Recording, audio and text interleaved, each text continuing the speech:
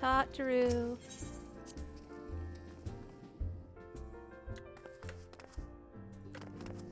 My third favorite scion. Ignis, how lovely to see you. If you're not in too much of a rush, I was about to make a pot of tea. Would you like a cup? Anything for you, Tataru. Take a seat then, and I'll find us something to nibble on as well.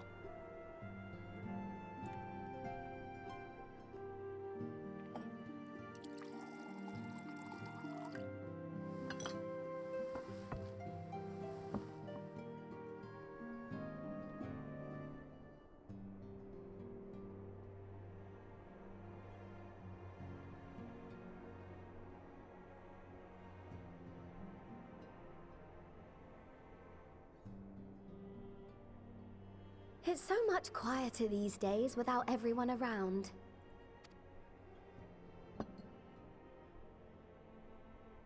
Not that I'm pining for your return, you understand. I have my sources, and I know that each and every one of you is doing well and keeping busy with your endeavors. Meanwhile, I'm left with a surplus of free time and the question of how to make the most of it. What about you? Any plans for the immediate future?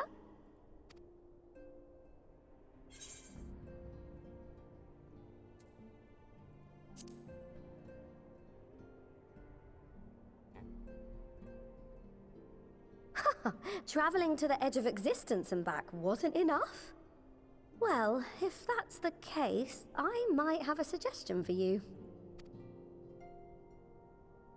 You've fought bravely and selflessly, helping those in need and saving our star from unimaginable threats. For your deeds, you've been hailed as the champion of Eorzea and a host of other incredible things. But why not put those titles aside for a while? Acquit yourself as a simple adventurer again and travel the world in search of wonder.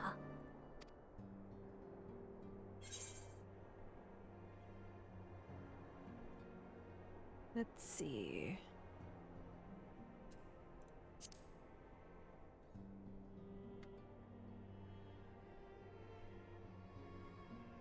Oh, with so many exciting places to choose from, it's hard to narrow it down. But I believe I have the perfect destination in mind. Thavnair. That's where you should go next. I doubt you were able to squeeze in a proper tour of Radzat the last time you were there. What with the burning skies and rampaging monsters and so forth. And I'm sure Vritra would be pleased to see you. Then there's the bounty itself. The Empire's presence in the region was always a deterrent to exploration. So if you've a mind to sail that sea, now's your chance. Just think of all the new experiences you could have.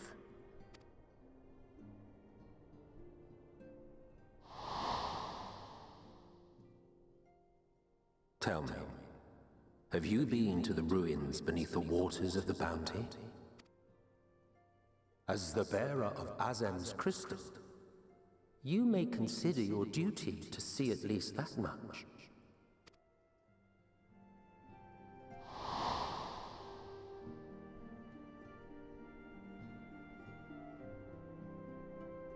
Oh, I know that look. That's an adventurer ready to take on the world.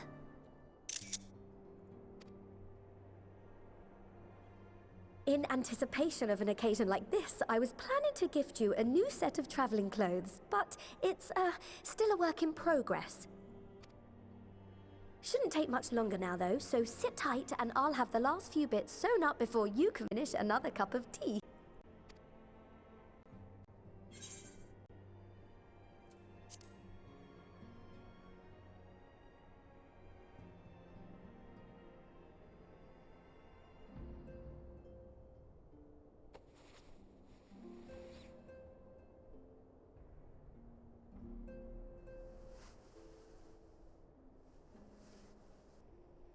Stitch in here and trim in there, knot the threads with love and care.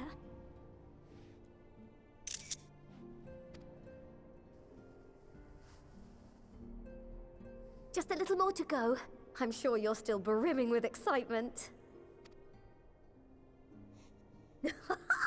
I am one with the needle. See how the fabric surrenders to my whims. Tataru's so cute. Don't worry. I'll make sure the lining has plenty of pockets for all your little treasures.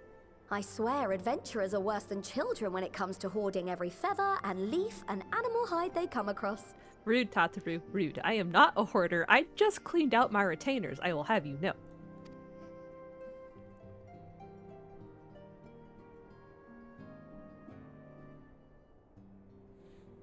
She's gonna fall asleep. Oh, we mustn't forget the waterproofing. Gods forbid you forget to disrobe before plunging into the sea, or a river, or a piping hot bath.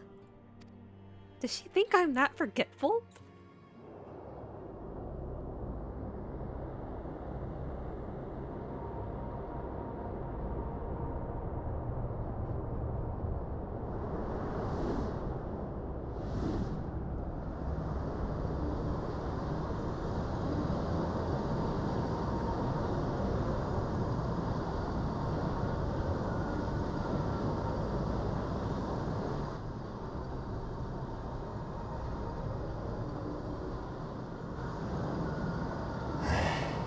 And thus I am returned.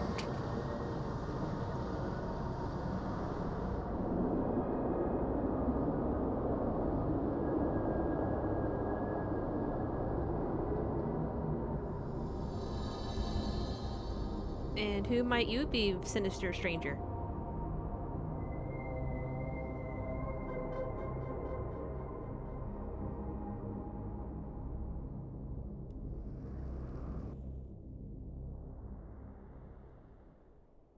Did you fall asleep, Bigness? Oh, hi, Tataru. Ah, you're awake.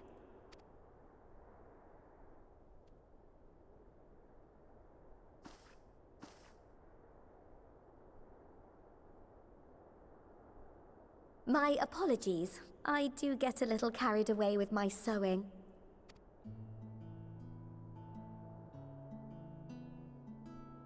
You seem awfully cheerful. Pleasant dream? Or are you just looking forward to the next chapter of your grand saga?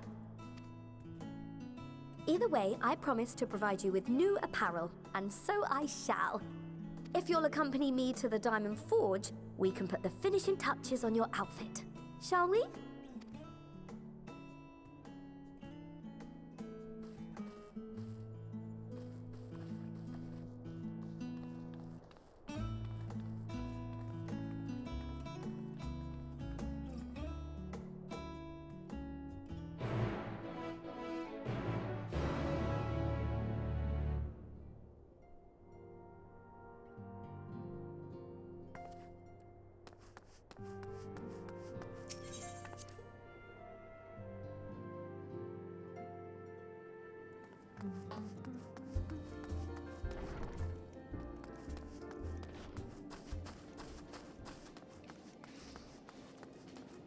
Sprint.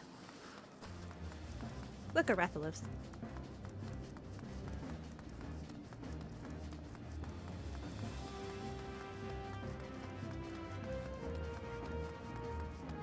Tataru.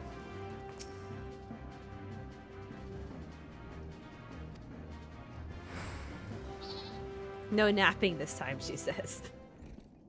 But why not? A little more room on the shoulders, open up the cuffs, a final adjustment to the hem. All done. Let's see how it looks on the mannequin. Well, what do you think? Doesn't it just scream ready for bold new adventure?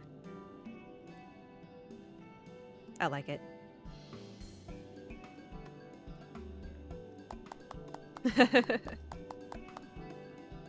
I'm so glad you approve.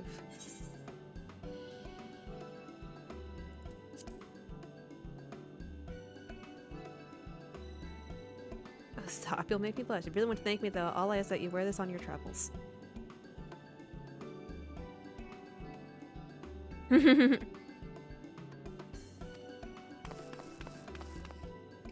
You're using me for advertisement.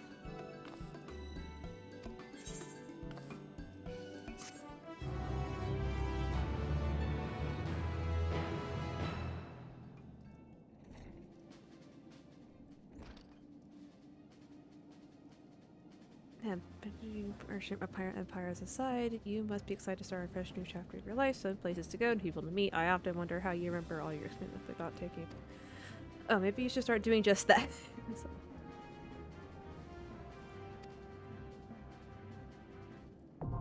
Collection expanded, the unending codex. Nice. I was wondering where that was going to come from. Scions of the Seventh Dawn.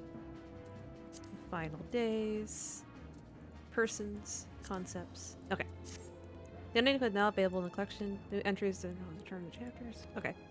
Thank you, Tataru.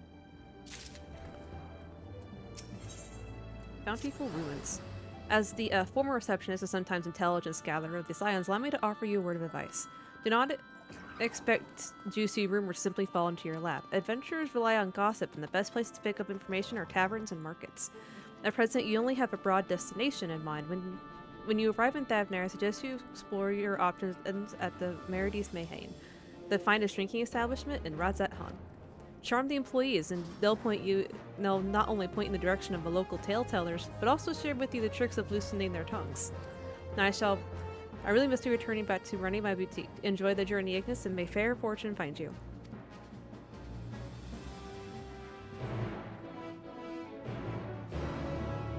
Okay, well, I just got a new outfit, so we gotta go take care of that first.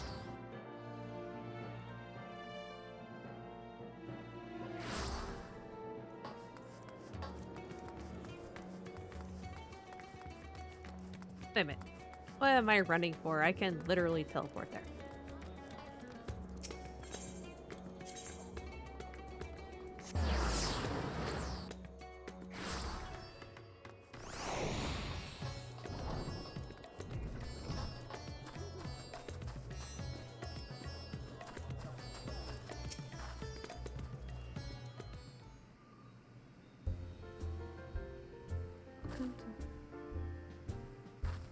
That recognizes you, brother. Are you here alone? Let me find you a table.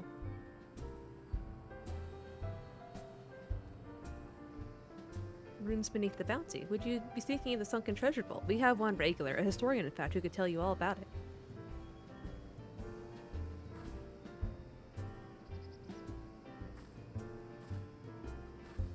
Ah, there he is, Professor Jalheen. I thought I saw him come in. Although a somewhat private sort, the professor is quick to befriend those who share his fondness for the Mayhain's unique beverages. Offer him any drink from our selection, and he should happily share everything he knows about the vault you seek, and a few other odd bits besides.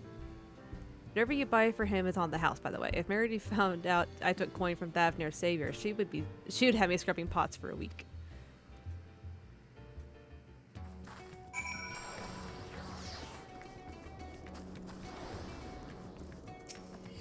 Yes. The following... Okay.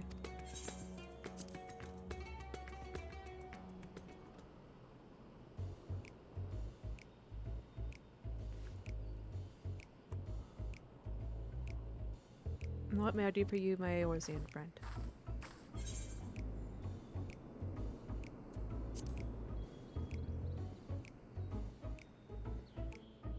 I certainly wouldn't say no to a drink freely offered.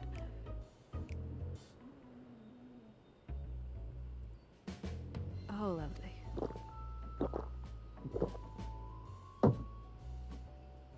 Empties the cup in a single pull.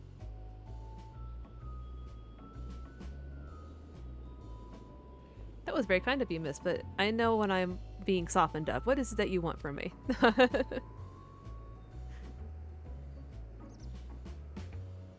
Oh, chasing out that old tailor, it does seem to appeal to the adventurous at heart.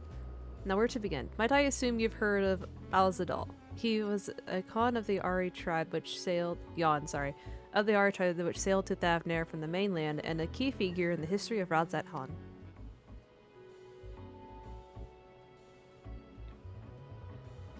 His decision to aid the Arxadora is what ultimately won them the war against the Gajasura, thus allowing our predecessors to lay the foundation for this thriving city-state. The truly fascinating stories, however, concern his grandson, Alzadal III, who was known for the deeds as a satrap in Radzat-Han's earlier days.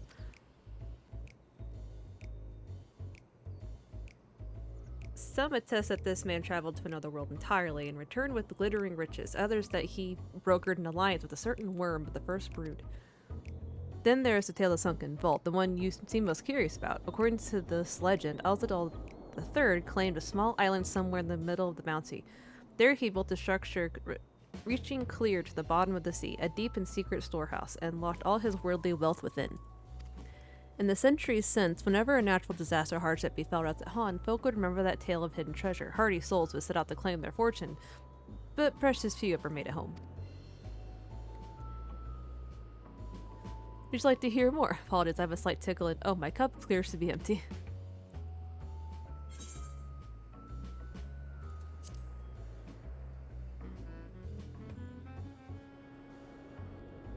Ah, I see we've reached an understanding. You're a sharp one, adventurer. Another for the professor. Taking advantage of me. See about that. Janlene gulps down his newest drink with gusto. Where are we? Yes. Those who did return from seeking the treasure vault flatly refused to speak of what they saw. Did this discourage others? Nay, quite the opposite. Such accounts only served to feed the legend. And the golden lure grew stronger than ever before. That reminds me of something Azam was saying. Azama's fellow connoisseur of spirituous potables. Yes, he is. Anyway, he was saying that one of his acquaintances went after the treasure himself. Hasn't been seen since he set sail here, but he did have a... no, I can say no more. You seem a generous sort. What kind of man would I be to encourage that is clearly a foolhardy quest? If my words sent you to your death, I would never live with myself. I am no stranger to peril. Is that so? Perhaps it's your turn to tell a tale then. What manner of dangers have you faced? The very edge of existence. From anyone else, I struggle to leave it, but I recognize you now. You're the hero of the final days. A drink. I need another drink to settle my nerves. Maybe a little more of the same, if you please. As you wish, but this one is on your coin, Professor.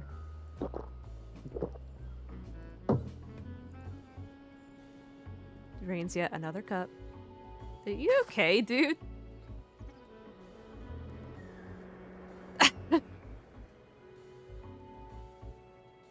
Anyway, you being who you are, I suppose it wouldn't hurt to share a little more. This friend of Azama's, he was desperate to buy a treasure map. One which showed the way to the entrance of the vault. Seemed he could only get it from some merchant. What's his name? I forget. Let's drink a toast to you, my new best friend. But Leo, more drink.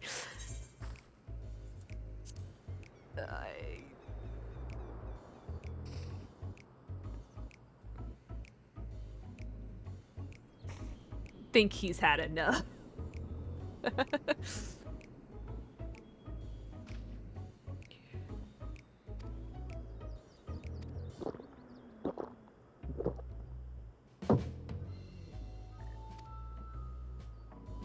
Maybe.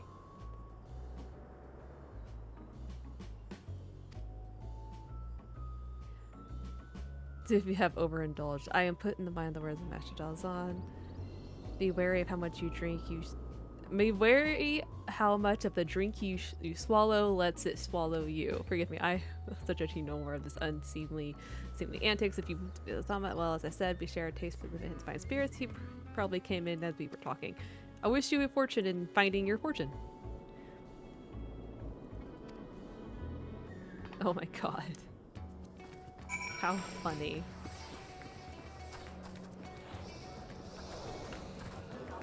I'm going to assume it's this person that everybody is standing around.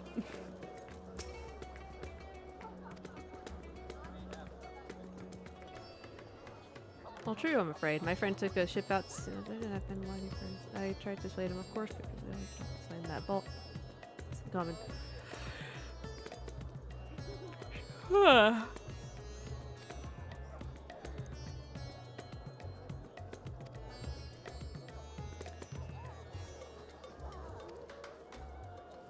On the shore, something that.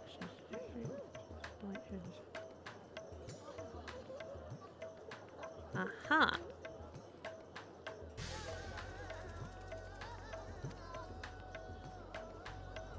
Oh, I'm sorry about your friend, dude.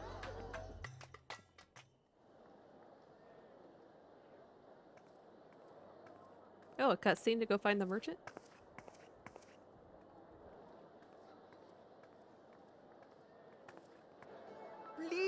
Marshal, please! You must let me have that treasure map!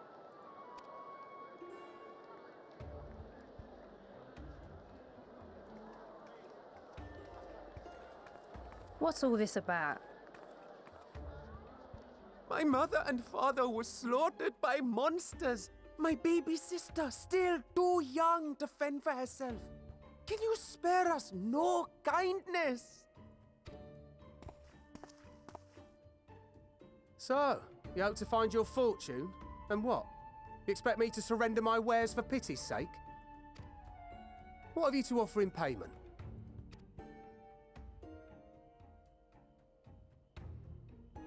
As I thought. Come back when you've more than rags to your name.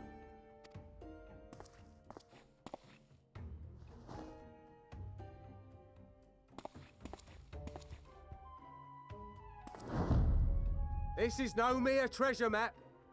It is a guide to the vaults of Arzadal III, one of the great satraps of Radzat Han, and a direct descendant of Alzadal Khan. A map to Alzadal's legacy? So he says. A fake, I'd wager.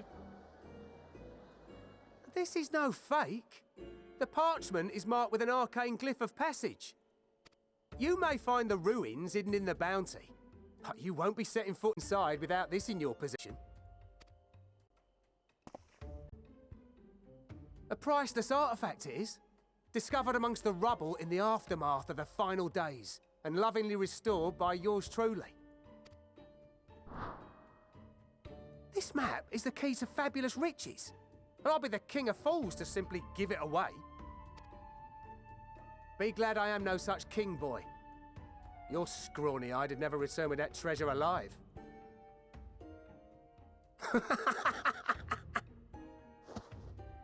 Oh, that poor kid. Oh, cruel fate! Why must you tempt me with wealth I am powerless to claim? How I shall envy the one who purchases that precious map! Whatever they pay will be but pittance against the golden hoards they stand to uncover.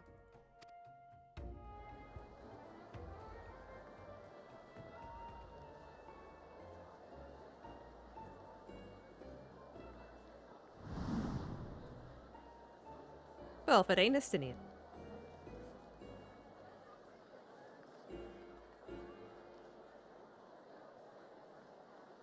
What of you, sir? Fighting man of your stature would surely relish the challenge of recovering Alzadal's lost fortune.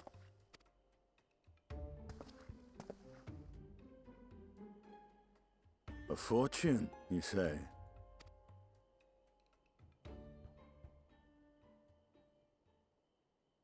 If I had but the strength to seize that treasure, my starving sister would never want for food. I'm pretty sure part of this is a trick. Like, Estinian, I'm pretty sure part of this is a trick. Like, I'm pretty sure... Estinian! I'll take it. Will this cover the price?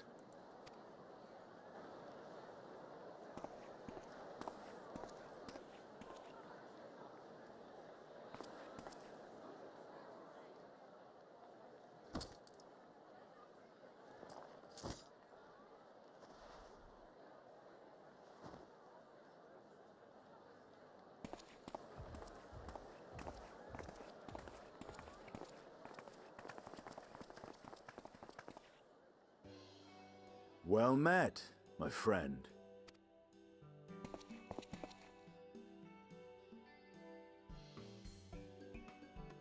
Someone is dressed for adventure. As always. But why Favner of all places? Knowing you, I suspect there's more to your plans than sightseeing and shopping.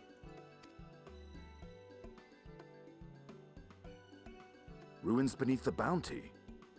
Curious. And here I've acquired a map to just such a site.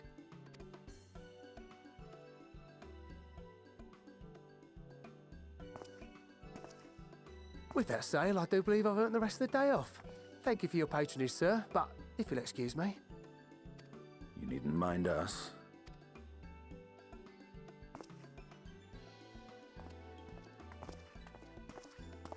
And now I fleece one of the heroes of the final days. Pray the sisters were looking elsewhere.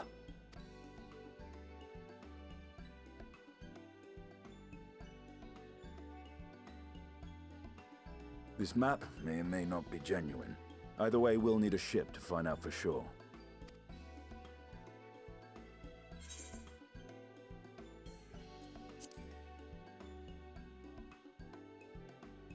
Lest you misunderstand, I seek the treasure not for myself. If such a fortune truly exists, then it could help ease the struggles of those who lost their loved ones in the final days. You aren't too nice. I hope to do for Thavnir what you and Alphino did for the Alamegans when you recovered the Mad King's trove. Come now. You know Alphino needs little encouragement when it comes to recounting the tales of your shared exploits.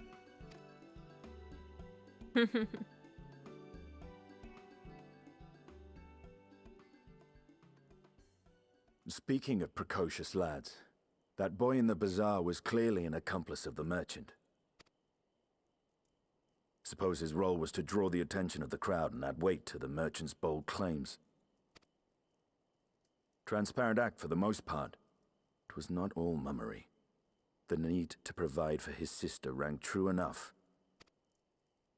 Thus, if some portion of the profits end up in that waif's pockets, then I will consider it money well spent, whether the map leads us to the vault or not.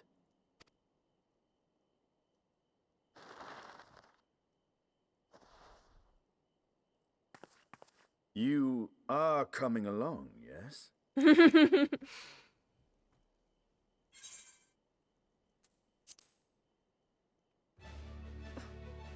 What a silly question, Estidian. Of course I'm coming along. I thought as much. Now, let's see about securing a vessel.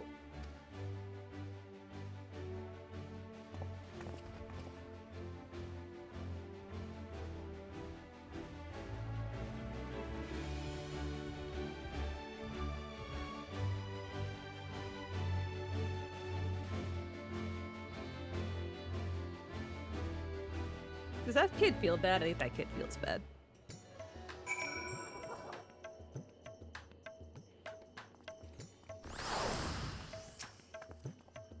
You'll recall I spoke of visiting Thavnir at Beatrice's request. Well, he finally invited me to a feast and made his proposal once I was too full of Hannish delights to refuse. We just me to train the Radiant Host in lance work. But that is a tale for another time. What we need now is a merchant or a traveler with a ship fit for the open seas. Once you're the fisherman by trade, yes, we should head to Akiali and see if he can help us. Makes sense to me.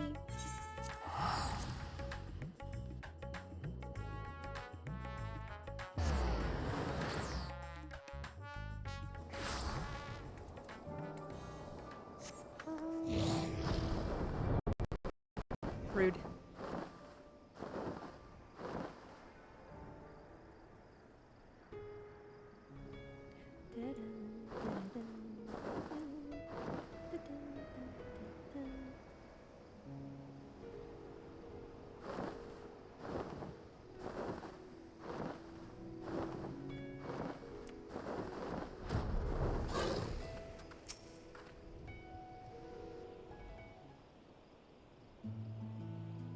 My friends, what brings you to our humble village?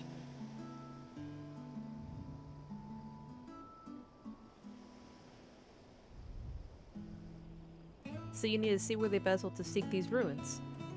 Considering it was your deeds which led us return from fishing, I should think everyone would be glad for a chance to repay the favor. Wait here, and I will have a boat stocked and ready for you in no time at all. Is that kid just gonna follow us?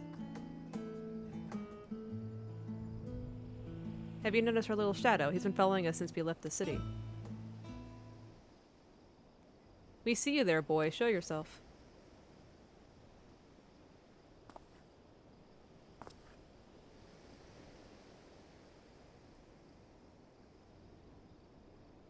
Ah, it is you. Do you know how far out of the way we walked so that you'd not cross paths with some wild beast?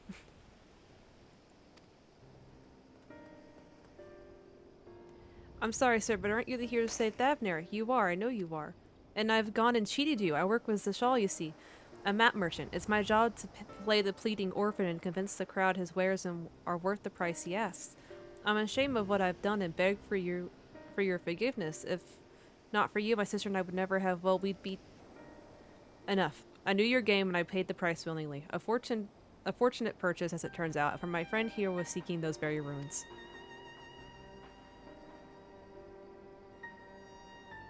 You were kind to overlook the wrong I have done you, but there is more you need to know. The map you bought is very real, as is the island it shows. I overheard Zashel selling the information to another customer. He told that man where he needed to search, about the ruins, about the vault, about everything. Then the man sailed out to find his fortune, never to return. You cannot go alone to that place. You should have more friends with you, maybe even a whole army. I do not doubt the ruins hold danger, but I assure you, between the two of us, there is little we cannot overcome. Please, I cannot bear the thought of...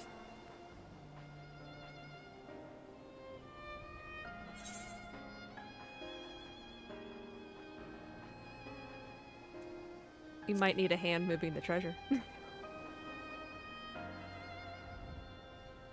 Assuming we find any. Still, it may prove wise to bring some companions along all the same. Any ideas on whom to approach? The Scions have scattered far and wide since our last gathering.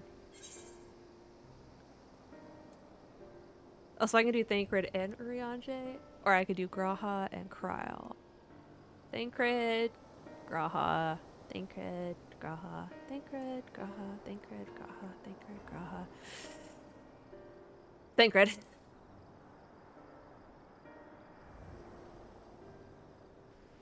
Thancred and Urianger. Those two would answer a call certainly, but they left the Rising Stones with a definite task in mind, and I am loath to interrupt their self-appointed mission.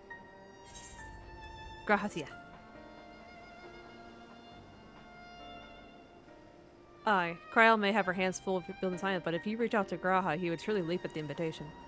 Will that put your mind at ease? Yes, if the man is as strong as you. Is he, though? Strong, I mean?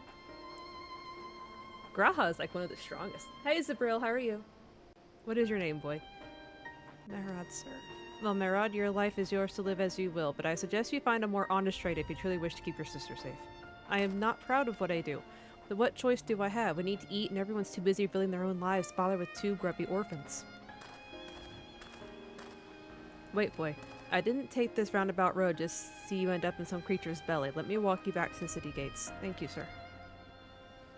Call me Estinian. He's so nice. Estinian, you're so nice.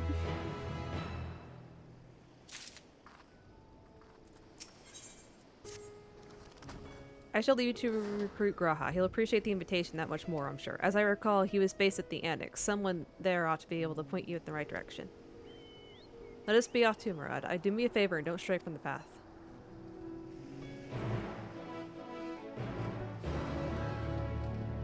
Graha! I'm coming, Graha!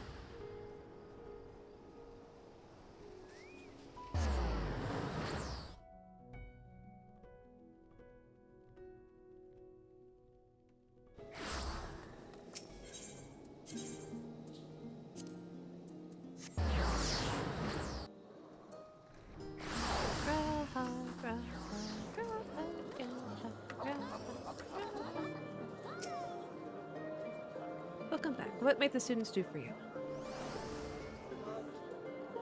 Graha, yes, he's in the main hall with Mistress Kryl. They've been holed up in there for days. By all means, go and give them an excuse to take a break. The new Kratos.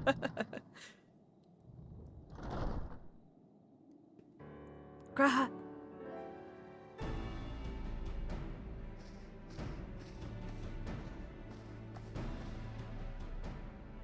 Graha.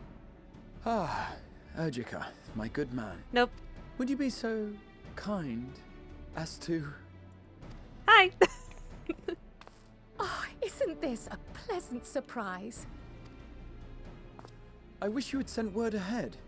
I thought I was having visions for a moment there. Oh, Graha. What are the two of you working on? Raha and I have been compiling old records of the students' activities. We located several accounts in the archives of Numenon and added them to the collection we recovered from the Isle of Val. And judging by the progress we've made thus far, sorting this pile will keep us occupied for days to come. But what brings you to the Annex, my friend? Surely you haven't come all this way just to watch us shuffle dusty papers around?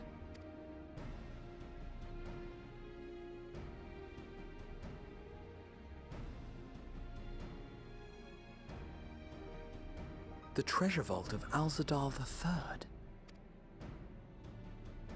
And you're looking for companions to join you on this expedition. I would dearly love to accompany you, of course, but I'm afraid I'm committed to another task. On the subject of which I had hoped to ask for your assistance.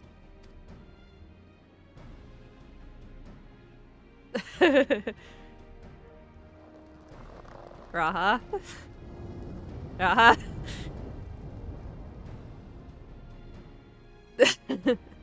Then again, it's not so urgent that it can't wait until you've returned. You should go, Raha. I'll stay here and mind the shop, as it were. He clearly wants to go. It's so obvious. Are you sure? I'd hate to leave you short-handed. Oh my god, he's so excited. I'm sure. Just try to be back before too many moons have passed. Well, I guess we're off on another adventure already. Oh my god, Raha, you're such a dork. Oh my god. Have you asked anyone else to come along? Then might I suggest we invite your Stola? Ever since the Scions disbanded, she spent most of her time cloistered within the Great Gooble Library, hoping to piece together a method to traverse the rift. It would seem, however, that whatever wisdom she sought there was not to be found. She arrived in Charlian the other day. We spoke briefly before she began her search of Numenon. Considering what you've told us of Alzadal's extraordinary feats, I do believe your Stola would be more than interested to hear what you have to say.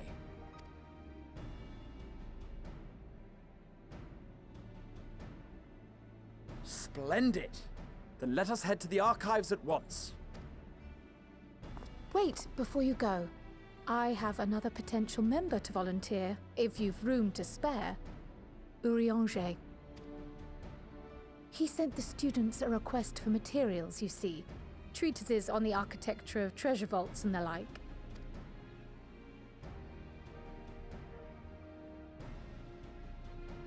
From what I can gather, the Loperites are looking to make improvements to their own creation and wish to learn more about how we build things down here. So, why not take Urianger with you? Let him study Alzadal's legacy firsthand. I'll think about it. None can deny the benefit of seeing something with your own eyes. If our expedition leader has no objections, I say we extend Urianger an invitation once we've spoken with your Stola. Well, that means I can bring Thancred. Safe travels, you two. But don't forget, I'd still like your help with that other matter I mentioned. Right. Then it's off to the library. Raha, you're adorable.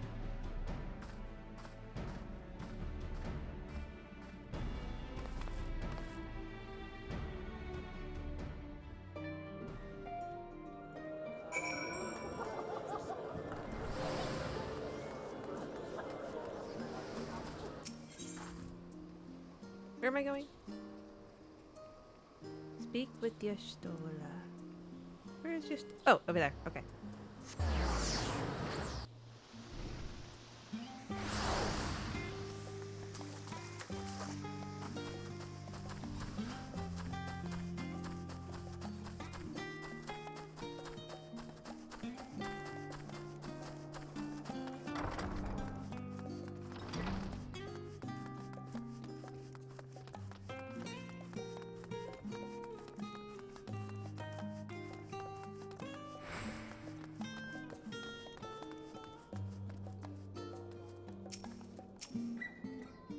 Well, she wasn't hard to find, at least. Oh, did she fall asleep? I bet she fell asleep.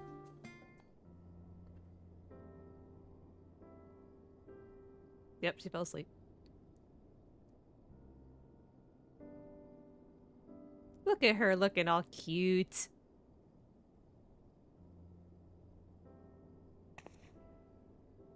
I've never known Y'shtola to doze off in the middle of research before.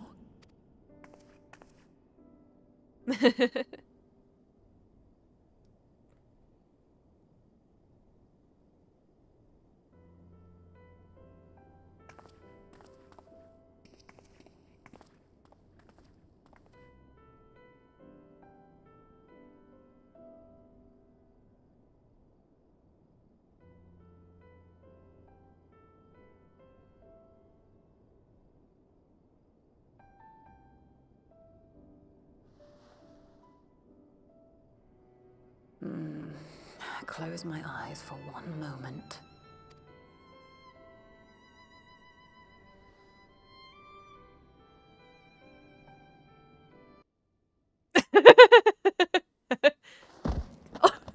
Ow! Oh no! Hi, Stola. How long have you two been here?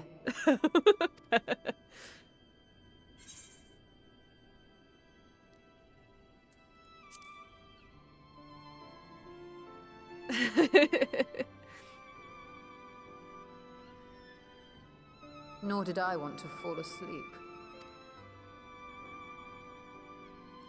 I just like how the music just suddenly stopped. That was I must have awesome. been studying for 2-3 days straight before exhaustion finally claimed me. Y'shtola, how do you read when you're blind? I don't understand how that works. As you know, I've been researching ways to travel from the source to one of its reflections. Well, looking for hints at least. I don't expect to find a simple set of instructions tucked away in some dark corner of the library. Yeah, I suppose Braille would be a thing that exists. So I've been skimming through the stacks, hoping to uncover even a partial mention of any similar feats in the past. A means to travel between worlds exists, and you can be sure I will find a way to employ it. So I promised Runar, but 'twould seem I've set myself a nigh impossible task. You needn't be so hard on yourself. The leap I made with the Crystal Tower was not achieved in an afternoon. It was the culmination of a collective effort spanning generations. Oh, you think me discouraged? I assure you, 'tis quite the opposite. A daunting challenge and the time to sink my teeth into it. I feel like a fresh-faced student again. A scholar in her element.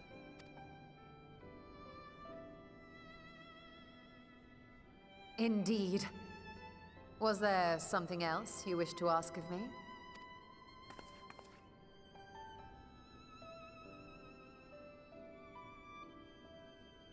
Al-Zadal is no minor figure in Harnish history, and much is known about his family.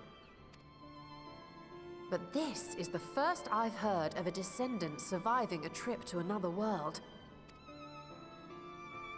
If those tales are true, then he may have left behind some clue as to how it was accomplished. That's the idea. An invitation to delve into one of the world's lingering mysteries, as if it could refuse. And whence do we embark upon this expedition? At Kiali, by ship. But before that, we thought to extend an invitation to Urianger as well. He was in Thalmazane last we heard. Then by all means, let us recruit him, and be on our way. Oh, she's excited.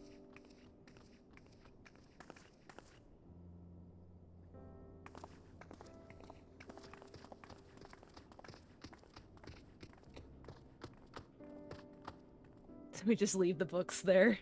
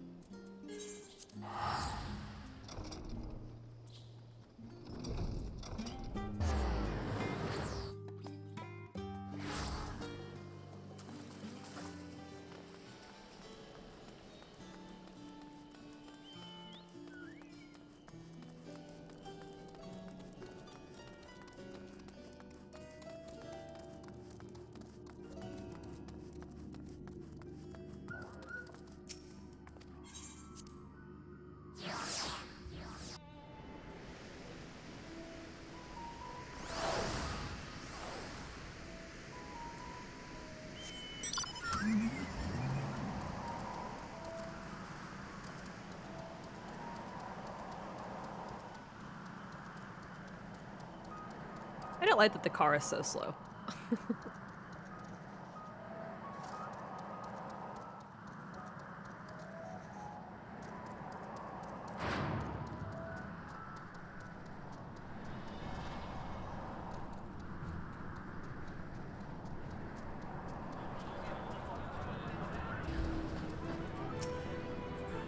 I don't see the rain crater anywhere. We're obviously not supposed to be traveling through Ryanje. There's on several occasions recently, but I've not set foot on this day before the Ragnarok.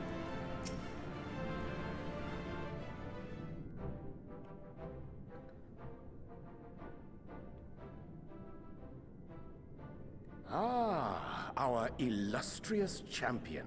Sup? Cloaked in the mantle of the common explorer, fame set aside in thy pursuit of simple adventure. I am told a new expedition is in the offing.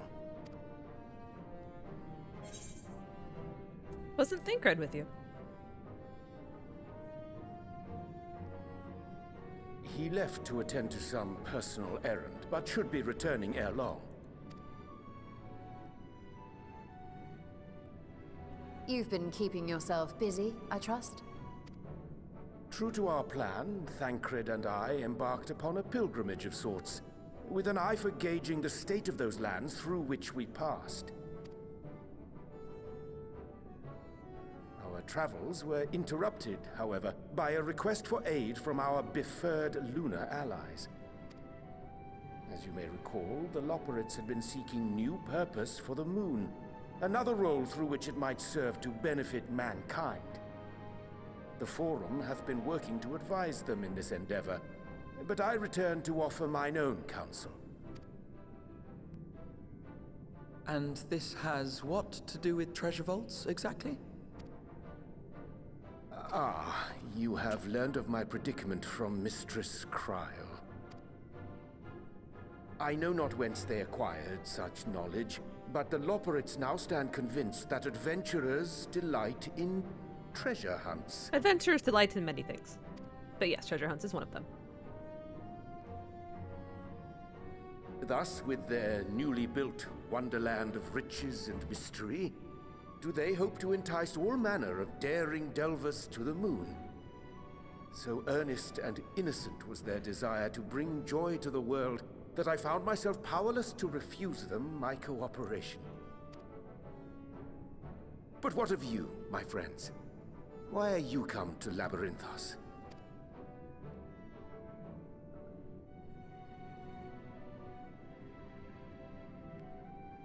Fascinating. This is indeed a most fortuitous opportunity. I should be honored to accept thine invitation.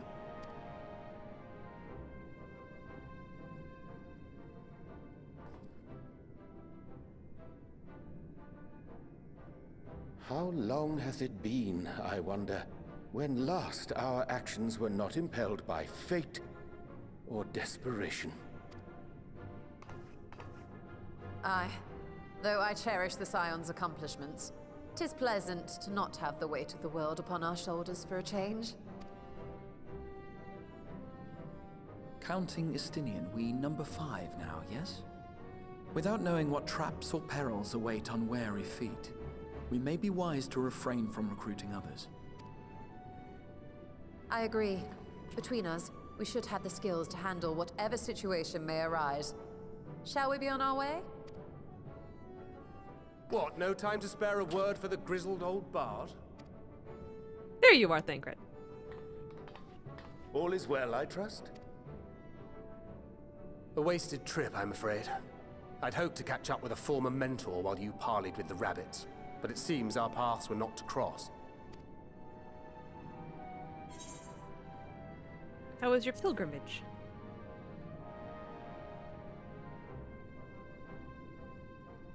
Having an astrologian beside you on the road is surprisingly convenient.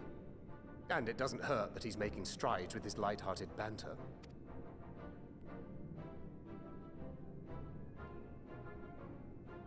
In any case, as we made our way around Ilzabard, we saw that much of the continent was in various stages of chaos. A certain amount of disorder is to be expected. The final days are over, and the people no longer have a common threat binding them together. That's the thing with these fledgling troubles, eh? You need to keep an eye out, lest they mature into full-grown headaches. So, for what reason have so many esteemed personages seen fit to gather?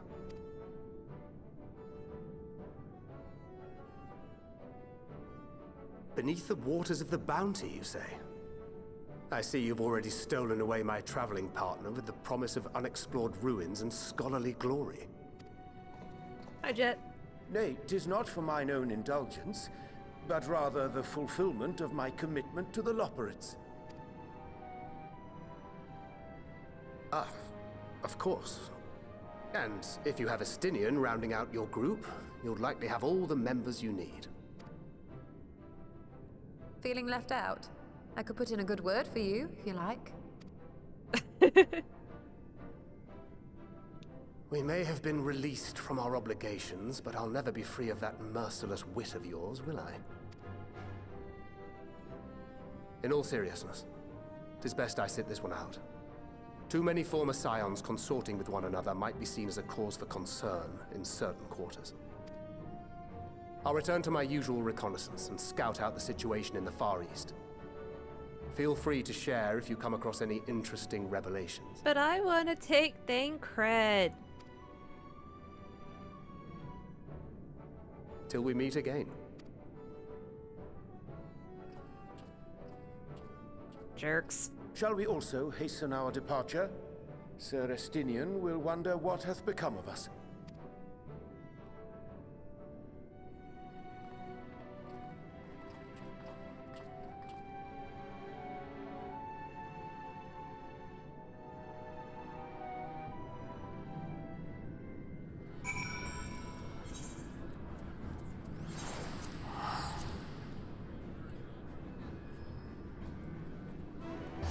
Not gonna let me bring Thancred.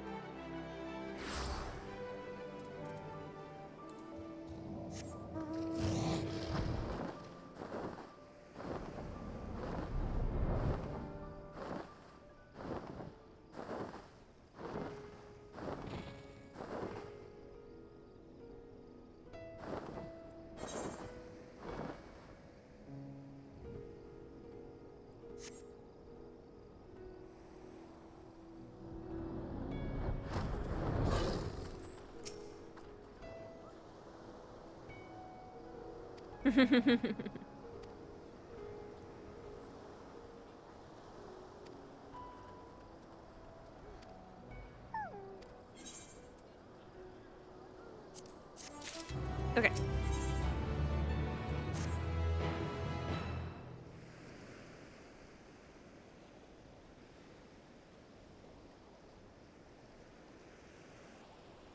Alcidol III, I confess I am somewhat embarrassed that the tale of his journey to another world escaped my notice. Could it be more than the simple folklore? And what of the treasure he supposedly brought back? This undersea vault may hold relics of another reflection. My friends, we should temper our expectations. The math doth promise runes, but beyond that, we know not what we will find. Not until we find it, aye. So let us dispense with the conjecture and set sail for the vault.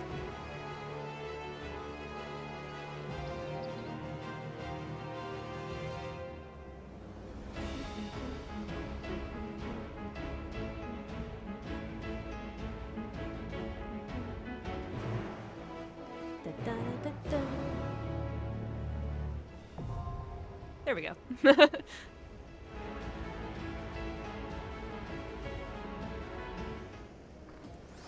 Gah.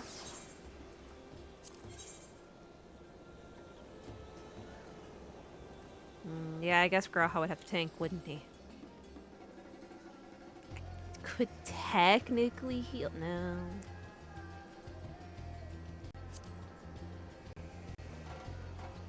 Yeah. Victory will be ours! Yeah, that's fine. Yeah. Register for duty. Off we go. I am going to fail miserably.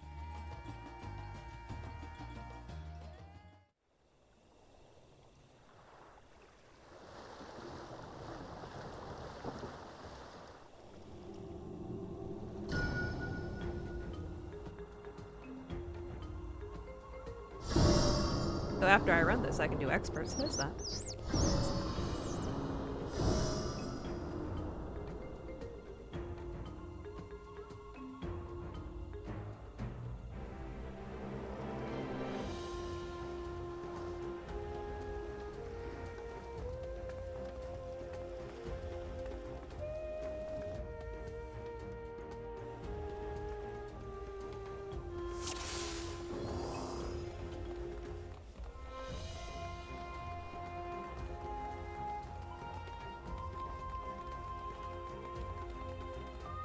There! There we go.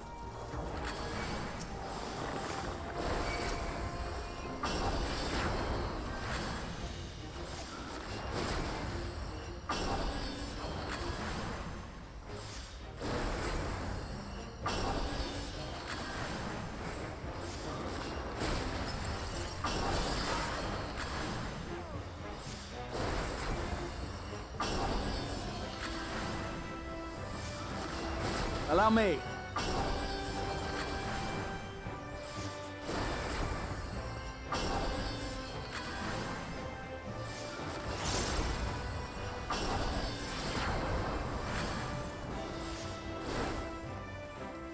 Okay.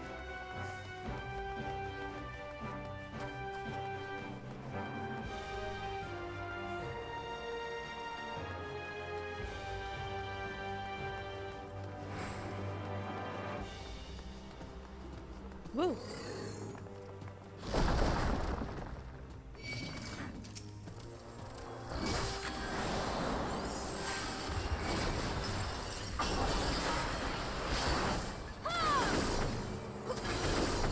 Hold still.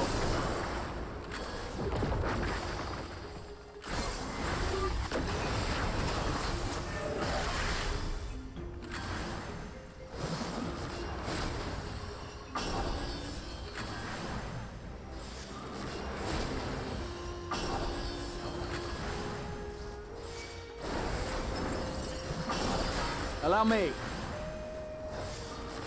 Hurry on, Danny Gestol. I don't have a lot to say today, apparently.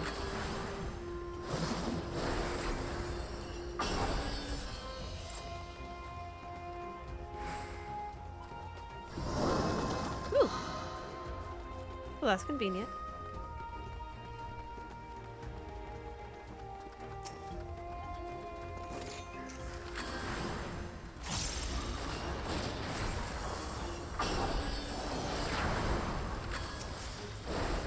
Make ready!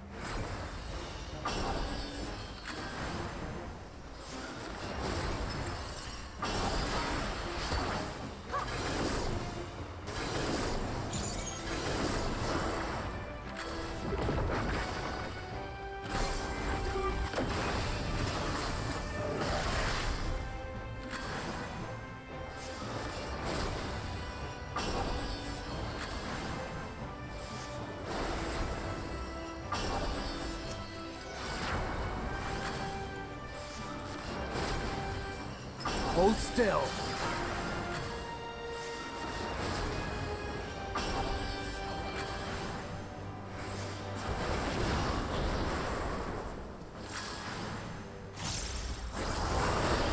There we go. Let's see. God damn it.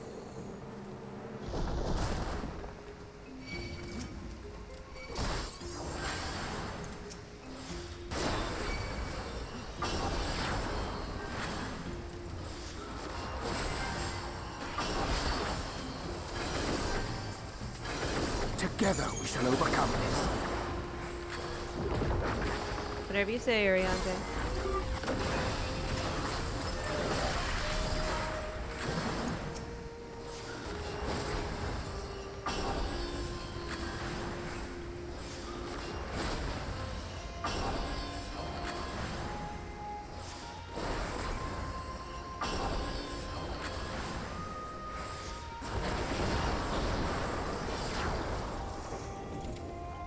Okay.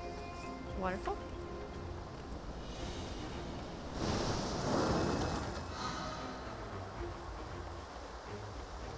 Well, that's all glowy. It's gonna go underwater at some point, isn't it?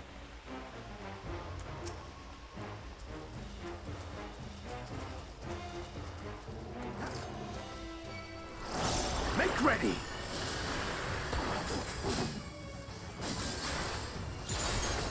Together we shall overcome this.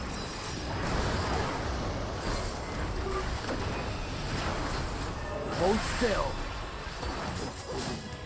Gloves are off.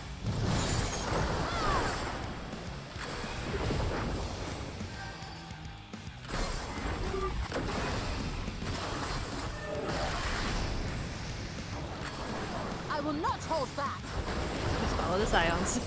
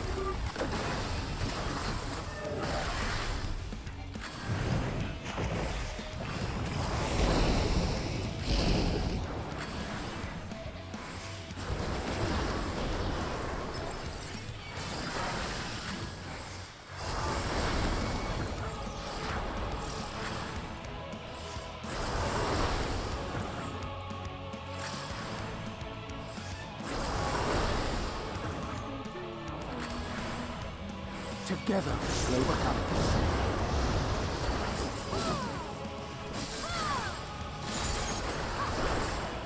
At least my backflip still looks really cool.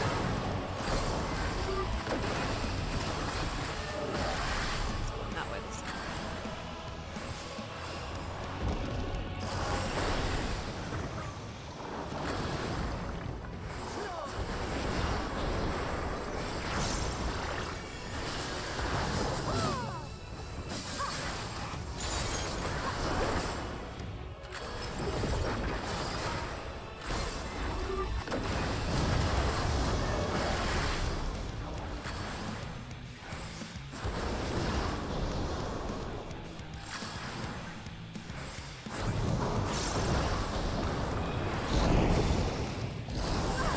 Whoa, rude.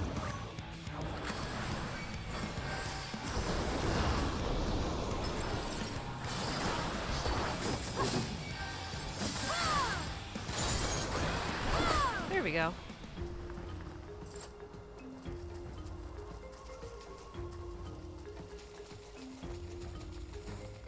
That was almost bad, though. All I got was materia? No gear? Okay. If you want to play that way, game.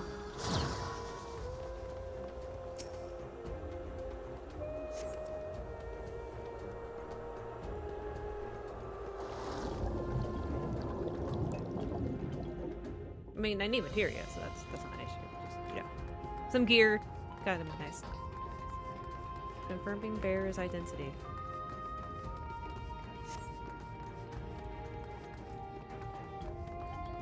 Wow, that looks cool.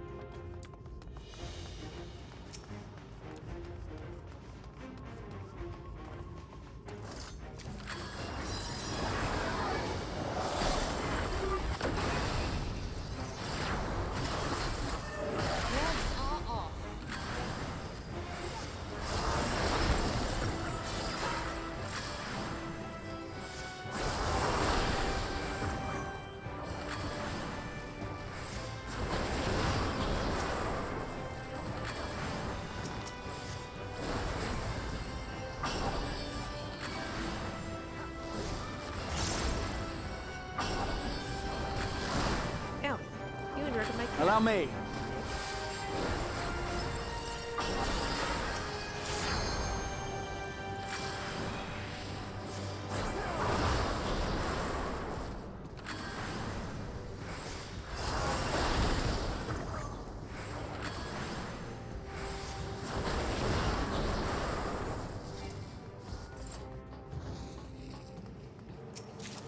we go.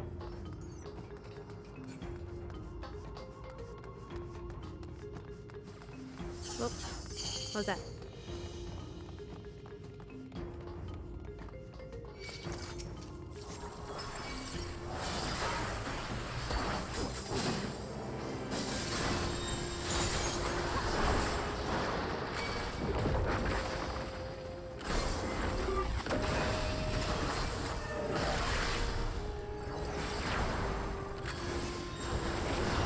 We're just gonna keep summoning reinforcements. Yep.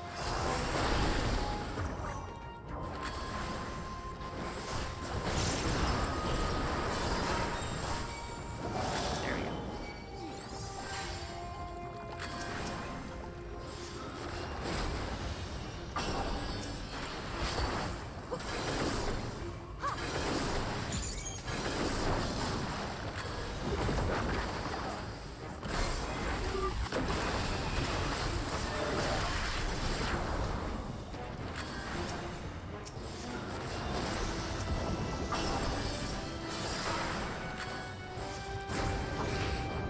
Nice.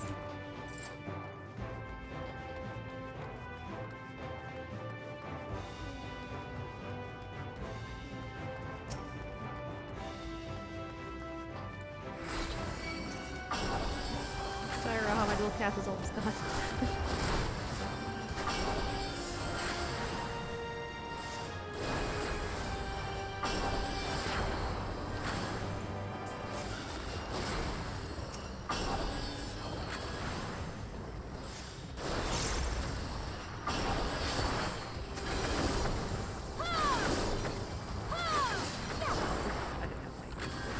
Make ready!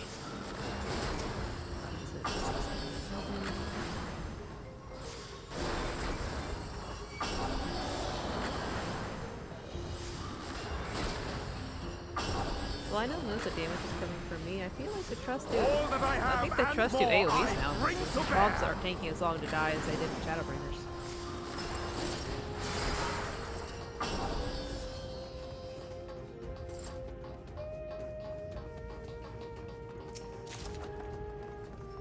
A necklace of casting. Or probably good. But yeah. I was gonna say, item level wise, it probably doesn't do me any good. Oh, that's kind of cute. I like that.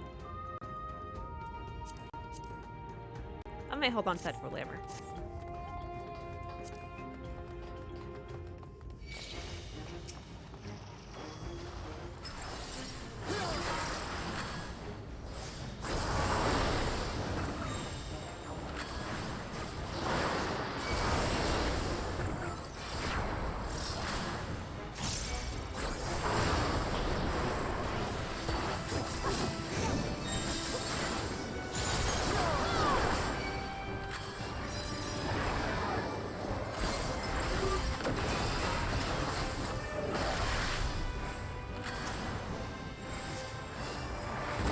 Together we shall overcome this.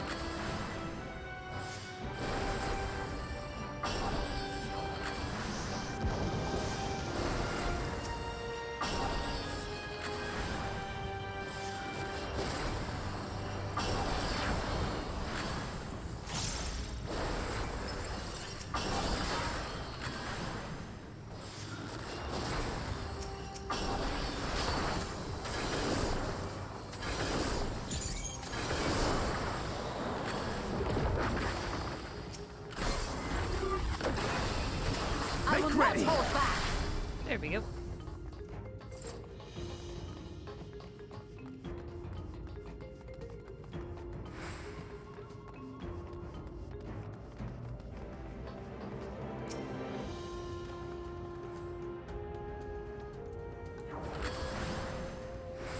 Please remember to heal while you take notes. Poor Graha.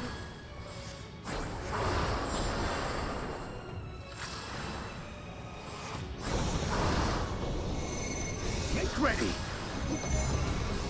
Make ready!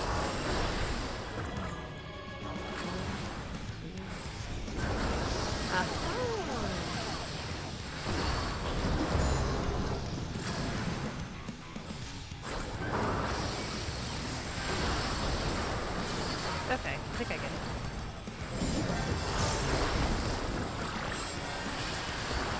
Hold still.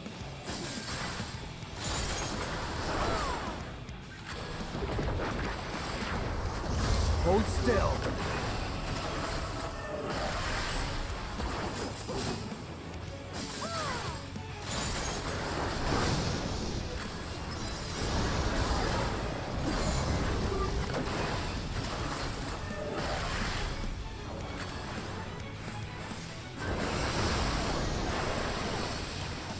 Have to be careful of the shield because you replaced. Okay. Hold still.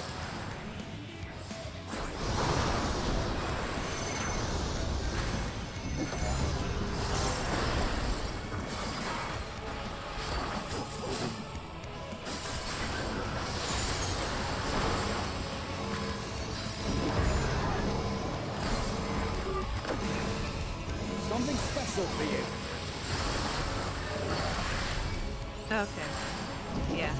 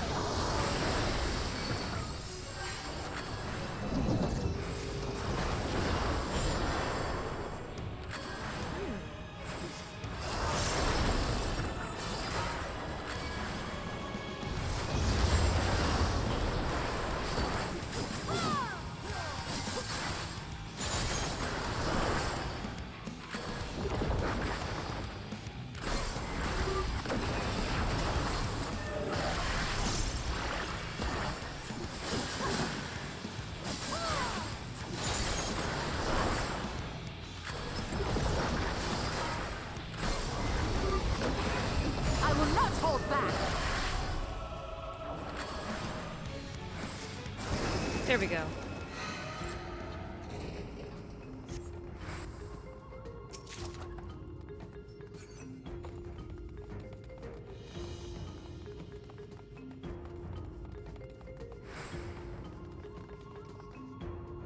Jay in here taking notes on the bosses. We found treasure.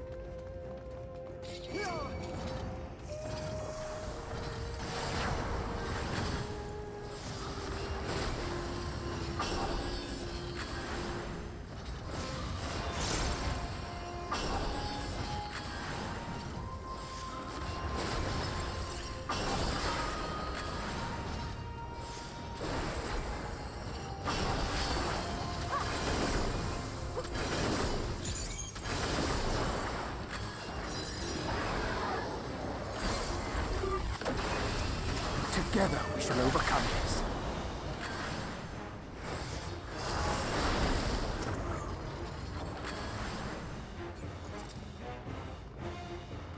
There's definitely a lot of treasure.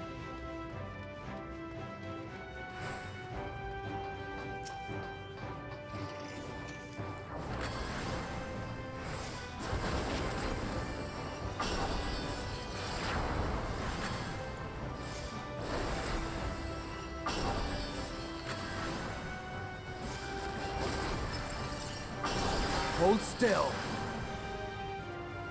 Oops, didn't even realize I went on.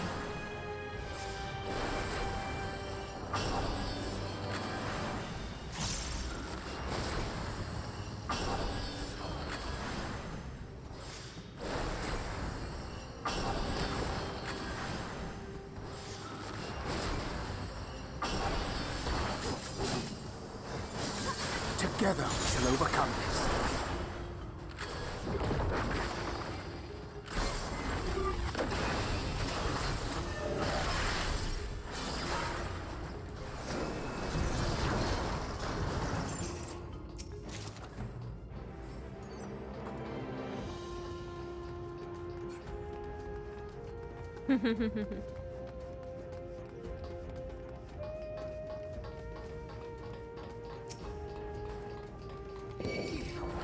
Ah, there's mimics. Rude.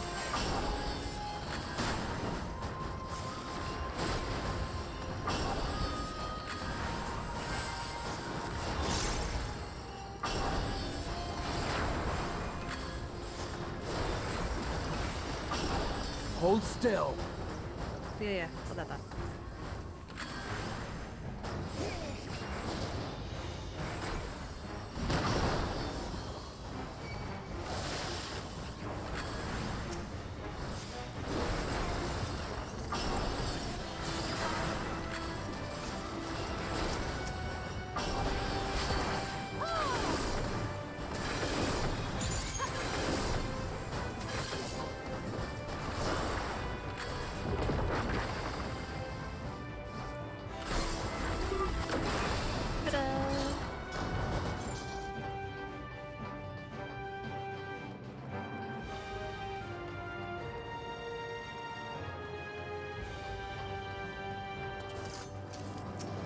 Together we shall overcome this. Oh, I didn't even realize my thing was still up. Oh well. The dungeon, who cares if I miss it?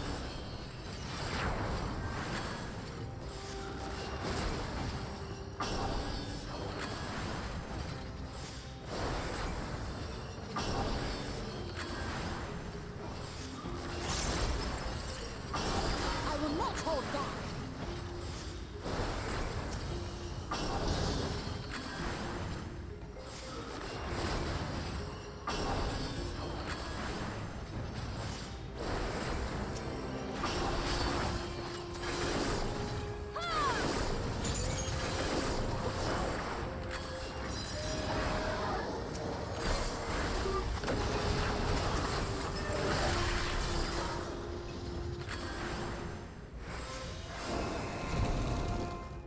Yay!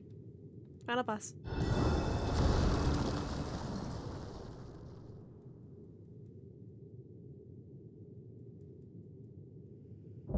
Looming Warden.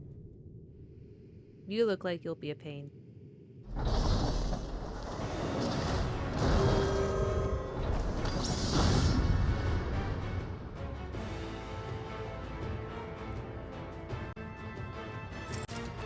Another material.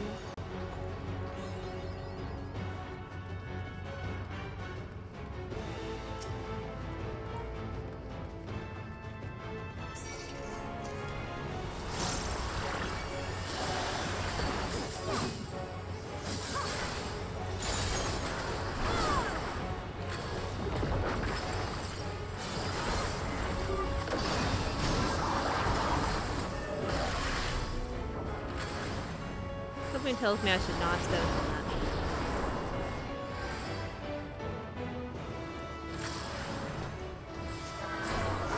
Ah, rude. Uh-oh. Uh-oh. Uh-oh.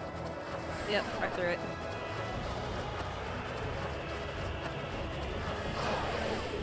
Oh, man. That's kind of funny. I like that.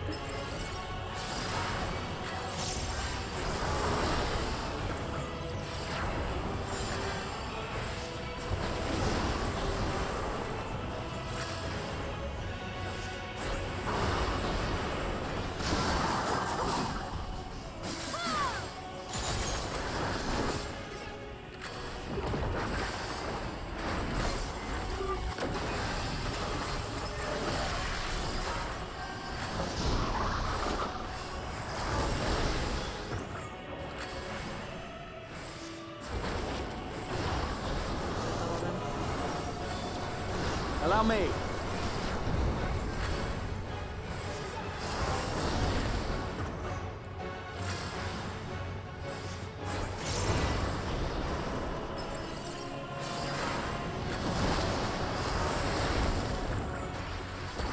I will not hold back.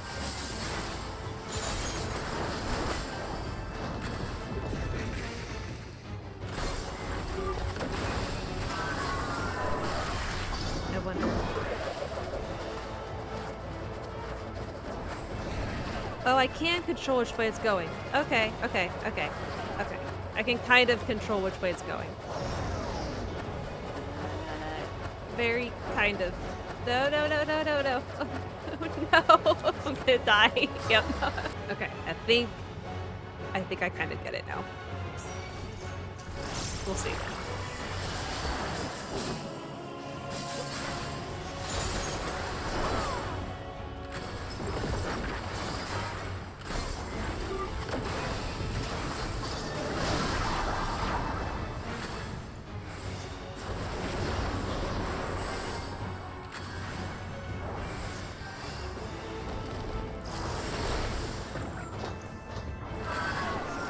Okay, let me see.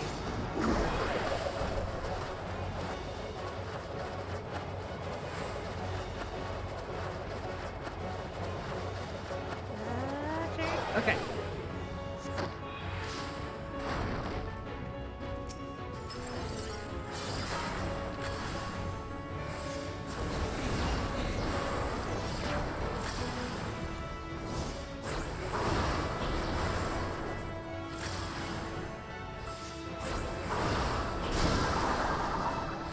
Gloves are off. I will not hold back. Okay, so then what's the tell with these? Oh, well, the one he's targeting. It's like the one he's targeting. Yes. Hold still.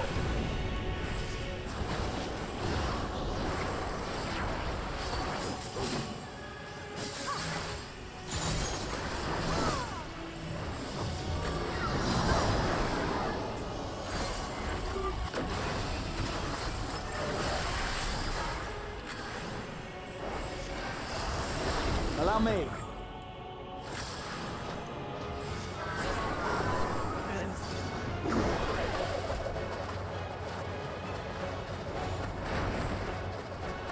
Uh-oh. Uh-oh. Oh, he still got me. Okay. Well, his isn't a dot, at least. Oh no. Turn. Okay.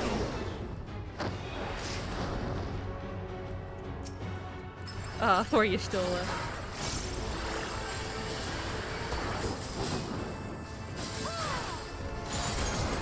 Allow me.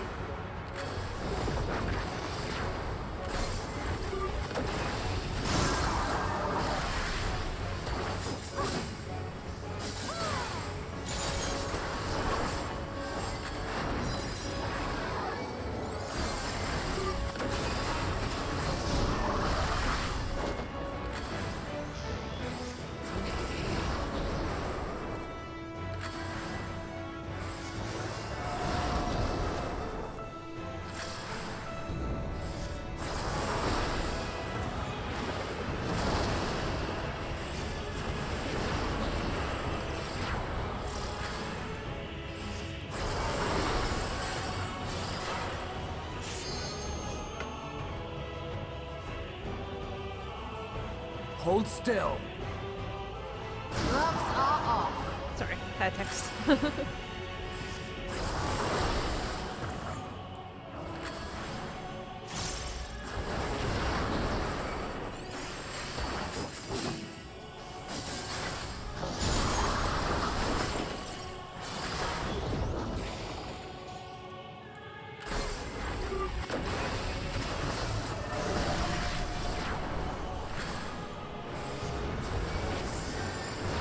There we go.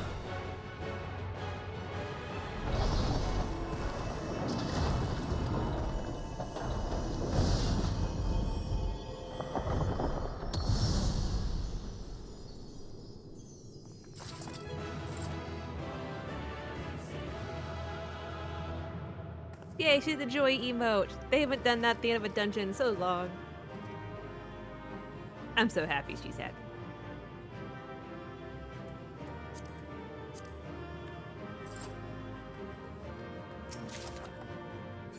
Nothing good, huh? Well, alright then.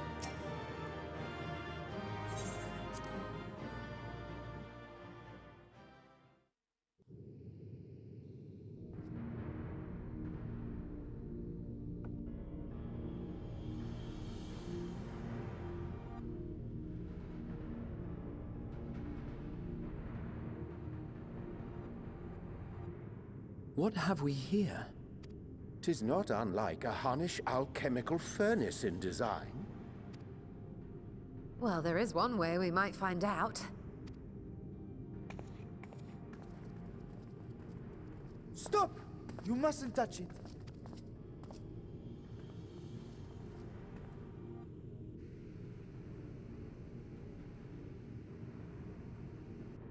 Vritra! Oh, my apologies. Should I continue calling you Varsham? You may address me as you wish. My nature is no longer a secret. Still, this is not a setting I imagined for our union. Surely you've not entered these ruins as common looters. Would that we could deny your accusations, but I fear you're not far from the truth. Great Vritra, might we beseech thee to explain the nature of this strange contrivance?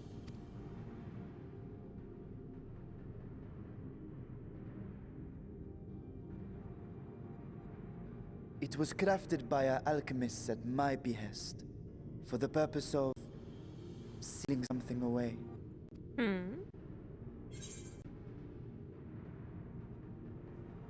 I wasn't going to touch it, that you know you stole her.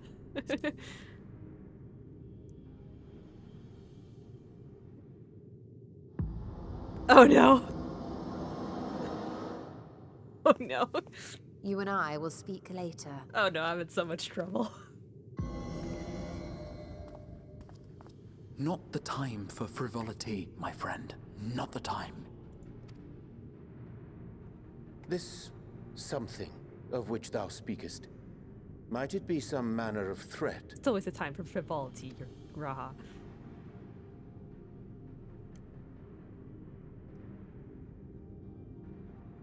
Perhaps I should simply show you. If you say so.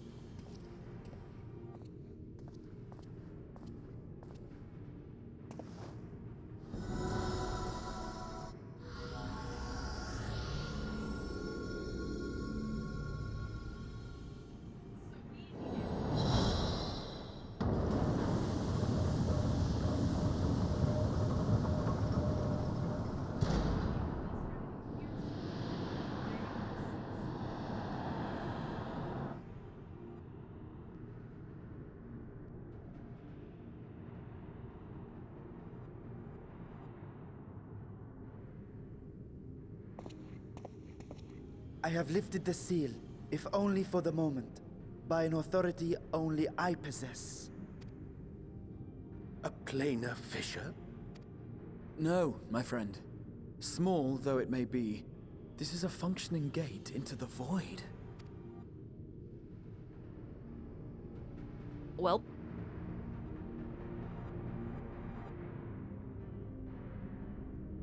Also, are we just gonna ignore the little smirk Yushtola had there?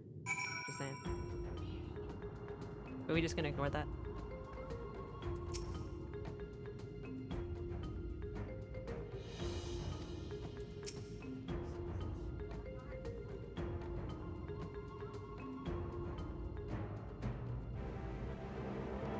Not refers to his their creation. The fissure is incidentally tear in the fabricating worlds. There as a void gate is the product of deliberate action. I suspect this is the latter, judging by the elaborate mechanism put in place to control it. This swirling emptiness, it puts me in mind of old friends, not to mention old foes.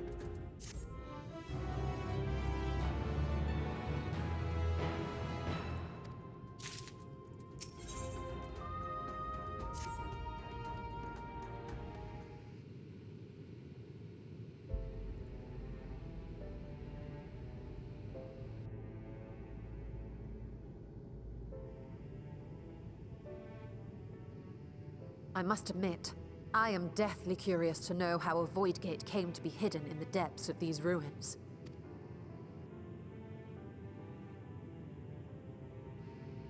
To tell that tale, we must first peer far to the south, and even further into memory.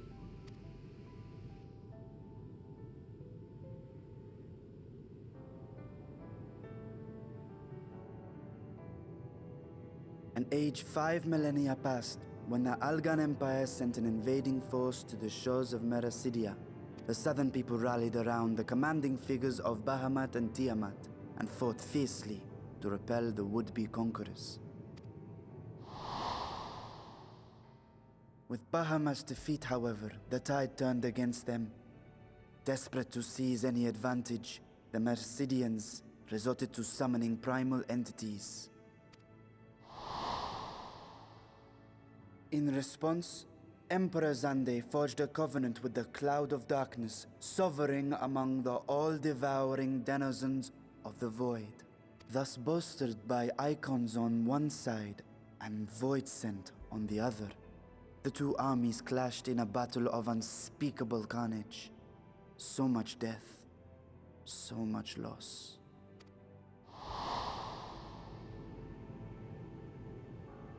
I consider myself well versed in that period of history, yet you speak as one who witnessed it happen. Indeed, I did. I heard Tiamat's roar of defiance and sped toward that war-torn land.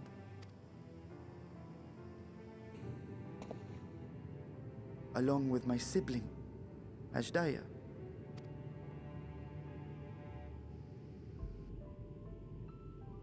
We dragons are not male or female as men are wont to classify, but elder sister is the closest a mortal tongue can come to describing what she meant to me.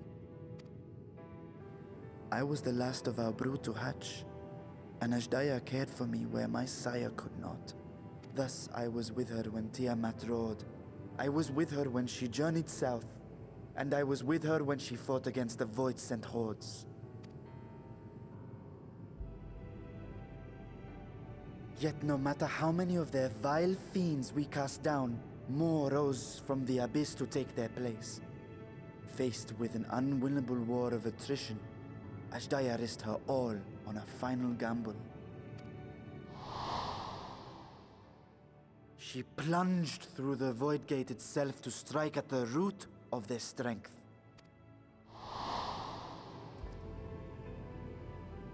I tried to follow in her wake, determined to lend what aid I could.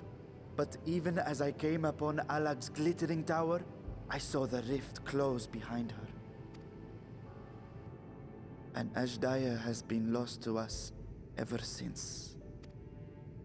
I find I must retract my earlier claim of historical knowledge. Nowhere in the Crystal Tower's archives did I see mention of such noble sacrifice. That does not surprise me. To Allagan eyes, it must have seemed as if a lone dragon, driven to madness, simply dove through the gate and did not return. For my part, I spent long years searching for the means to reunite with Ashdaya. Until I could search no more. Until Allag was dust, and the art to open a void gate large enough to accommodate a dragon forever lost. Yet you have the beginnings of a gate right here, under the control of a harnessed device. My discovery came before Radzat Han was founded. Though I scoured the lands for a method to cross the rift, it was beneath the sea that I chanced to find a natural planar fissure. It was, however, far too narrow to admit a worm's bulk. Only after our city rose upon the rock, and I could enlist the aid of our talented alchemists, did matters take a favorable turn. Their dedication was beyond reproach. Tirelessly they worked to expand the fissure, and after decades of toil, it finally grew to a size that a child might pass through.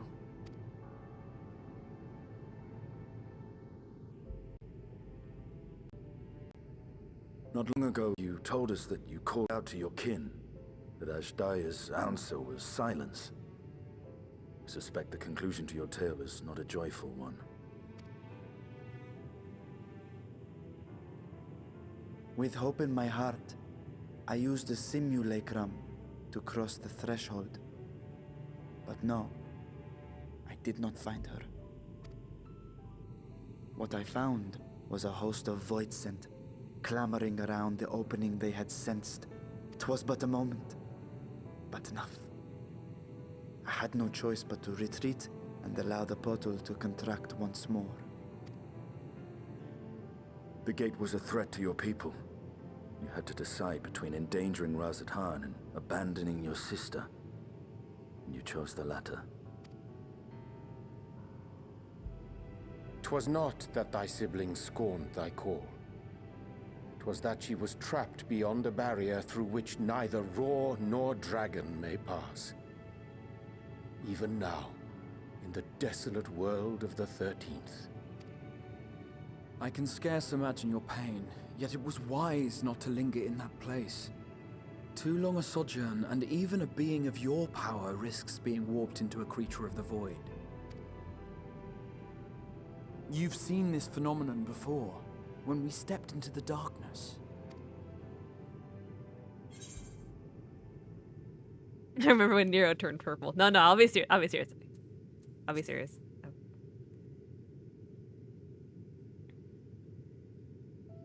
As did I. Were it not for Une and Doga, or Nero for that matter, we might never have made it home. Do you remember what happened to Nero? How his wounds allowed the void's corruption to enter his body and twist his ether? Had it been allowed to progress much longer, I presume he would have been fully transformed. Then there is little hope for Ashdaya. No. I hadn't meant to. I speak only of possibilities. The scales of the First Brood are extraordinarily resistant to ethereal fluctuations. They are the protective talisman's core components after all, and even the corruption I described would struggle to overcome. Graha, he gets it. Of course. With the warding scale in one's possession, one could conceivably survive a stay in the 13th without being warped by its energies.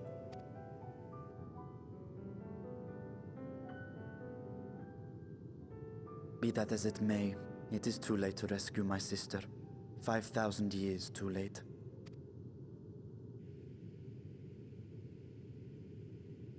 And now countless others look to me for guidance and protection.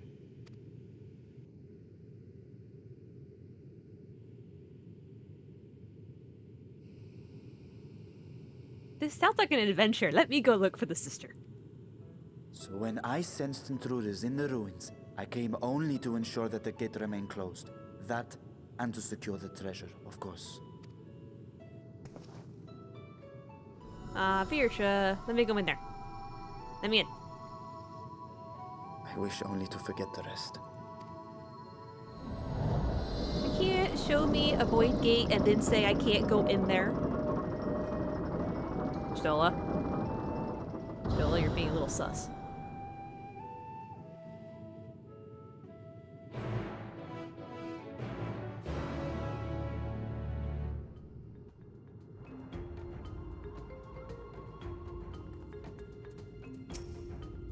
So they managed not only to expand the fissure, but also manipulate it as one might a gate. Astonishing. Is there any chance I could learn more of how this feat was accomplished? I will tell you what I can. First, however, I must return to the High Crucible and arrange to replace the guardians you so handedly destroyed. It will not do to leave the gate undefended. My apologies. We are perhaps a touch zealous in our rush to uncover the vault's secrets. If the constructs can be repaired, we would be happy to offer our assistance. That will not be necessary. Much as I retain spare vessels for myself, we keep duplicate guardians on hand for such eventualities. In any case, we should return to Razat Khan. You know, we did kind of come here for a reason. Just saying. Gotta teleport. Sweet.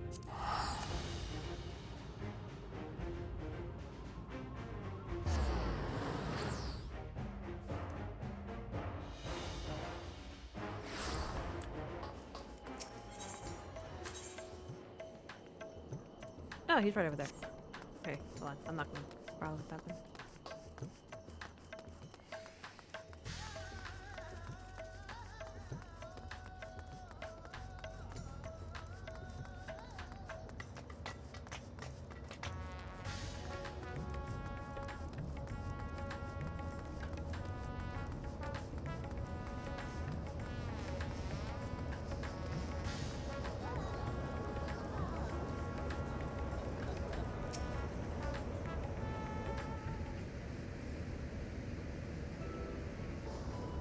I promise we'll discuss the Void Gate further, but first I must attend to the matter of the Vault Sentinels. As your instruments have no doubt informed you, the Kapikulu has been reduced to so much scrap. Please bring a new one out of storage and see that it is conveyed to its post along with some few lesser constructs. Was it tomb robbers? Fiends born to the Tower of Zot by the sisters. Do not tell me of blasphemy, yet room's free. No, it was just us.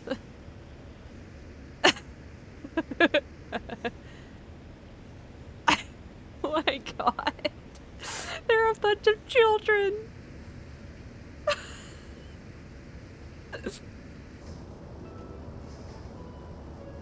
It may have been us. Why such guilty faces? Surely it wasn't you or our thoughts. Oh. Oh. That's great.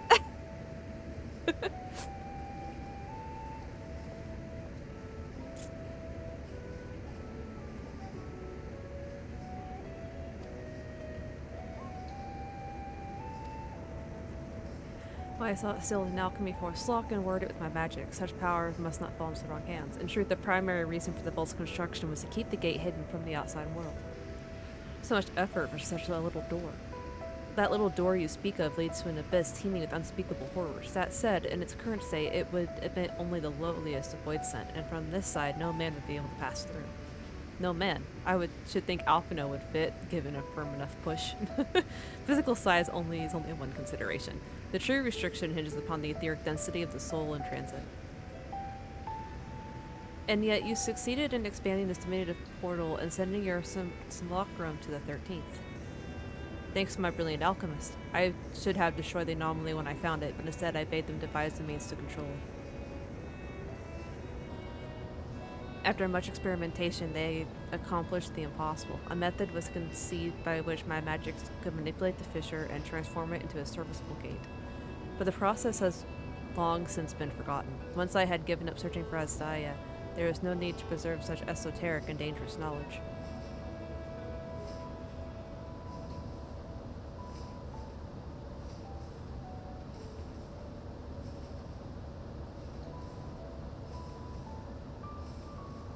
Investigate an adornment for you. Okay. Our own passage to the 13th was made relatively simple thanks to the Crystal Tower.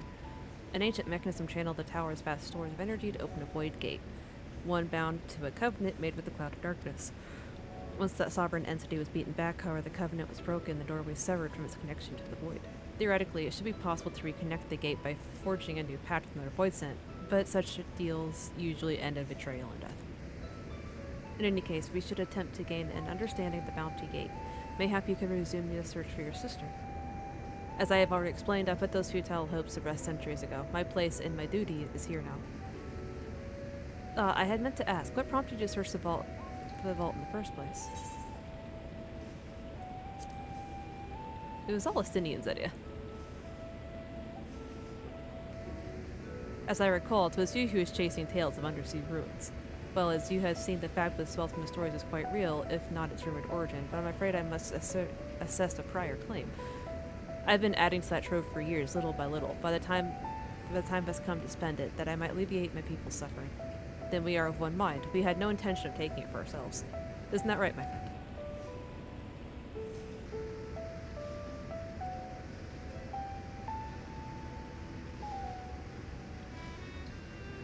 Your Excellency, would you object if I were to conduct a closer examination of the gate? I will make no attempt to open it, of course. I owe you and yours a debt that can never be repaid. Whatever boon you've asked of me, you shall have it. You are most gracious. I shall take full advantage of your permission. Would that I could join thee in my study. The law first will be anxious to receive my report. I beg my leave of you. Then I must be off to Charlene as well. Mistress Quarrel is eager to speak with you about that request, so please come back to the annex as soon as you are able. Farewell for now.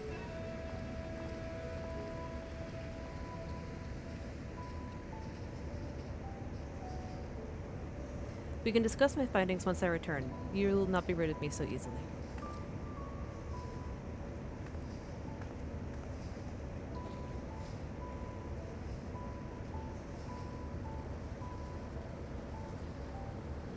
You may now undertake the Chronicles of New Era quest, Myths of the Realm. Speak with the fresh-faced student at the Destin Annex to accept the first quest. Nice. Let's finish story first. The difficult part in all this will be deciding how best to put these riches to use. Will you lend me your assistance in these deliberations? Anything to make up for the constructs we broke.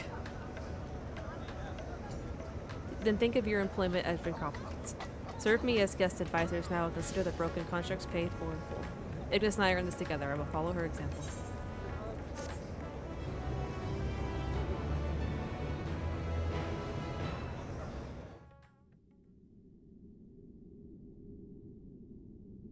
Meanwhile, elsewhere.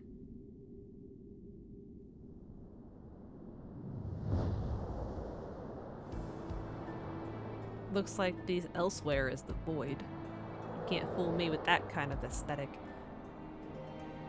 Nice chair though. Can I have that? I want that.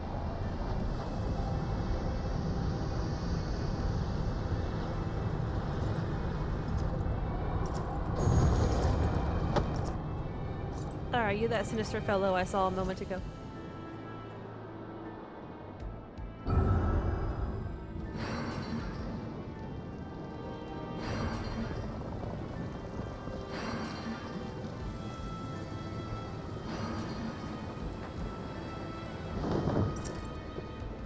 You're chaos, aren't you?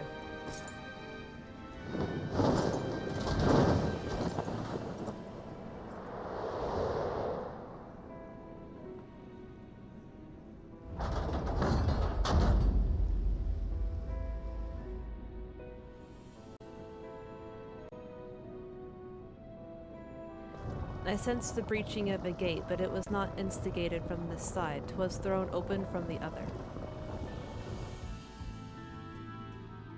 I too felt it, a rare occurrence, yes, but such a tiny portal's beneath our notice. There are more pressing matters at hand. An opportunity is upon us, the coming of which we've awaited for nigh on 10,000 years. We dare not let it slip our grasp.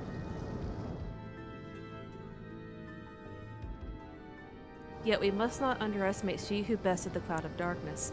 Even restrained by a covenant, the cloud was no feeble wish to be dispersed by some flesh and blood mortal.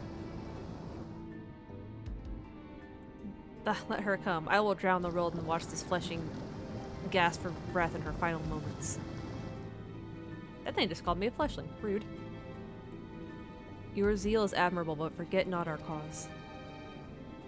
Think back on our struggles beneath the sunless sky. Remember why we cede not our will to fight.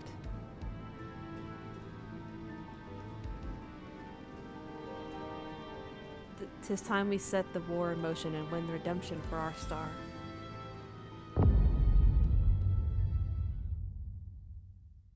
Yeah, that's chaos. Totally chaos.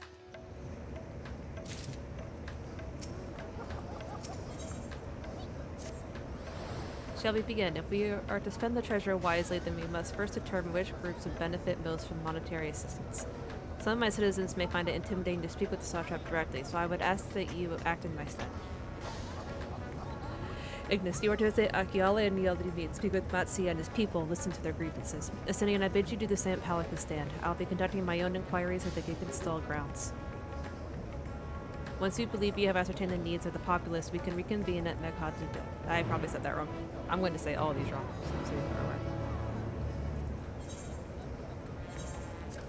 why does Estinian get to go to a place that has a crystal?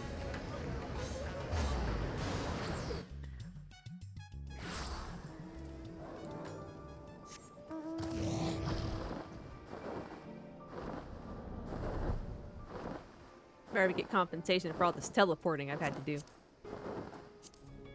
Though I think I still have ether right tickets, yeah, so.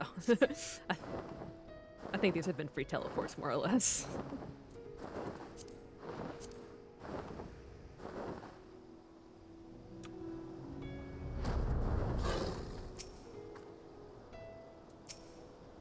Oh, Ignis, I was glad to see you had returned unharmed. You finished with the boat then? Eh, more or less. Anything the village desperately needs. Well, I suppose Kozal's loss hit us the hardest. I've been trying to find buyers for my fish, but although I sell a few here and there, it's so much more difficult than it was before. Everyone's still struggling to rebuild their lives. For now, we're just branding together as best we can.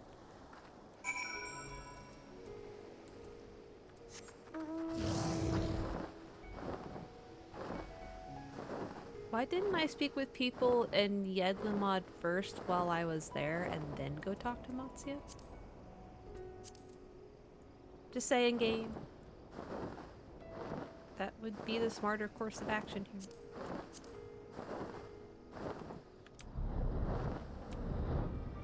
You, sir. Greetings, welcome, traveler. This is your first time there, then you must... What could such a winter cost you wonder? Normally I part with 3 bells for generals, but for you I am willing to go as low as even 10,000. You'd be practically stealing from me. Still not turning a profit these days. Times are harsh, my friend. The world may no longer be on fire, but we are still sifting through the ashes, so to speak. Sisters, spare me. We might as well have that ugly tower for that scant few travelers we see these days. I myself barely have the coin to buy at local prices. If I tell you, if I didn't charge the odd adventurer a small fortune for afternoon tea, I'd be scavenging for scraps in the street.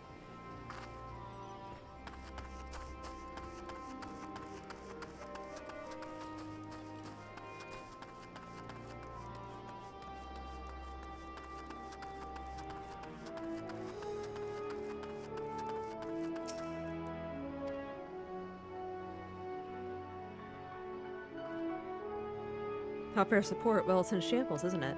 The trade routes are open once more now that the danger has passed, certainly, but no small number of merchants have had to sell their ships to make ends meet in the short term. Add to that the sailors we lost the final days, and it's little wonder the flow of exports is no more than a pitiful trickle. If Kalzal and his newspaper were still with us, I'm sure he'd have found a way to turn our fortunes around. Now that his man who got things done, rest his soul.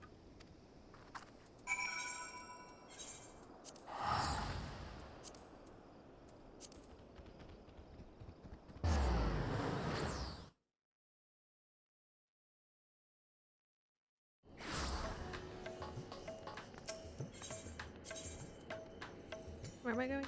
Over here.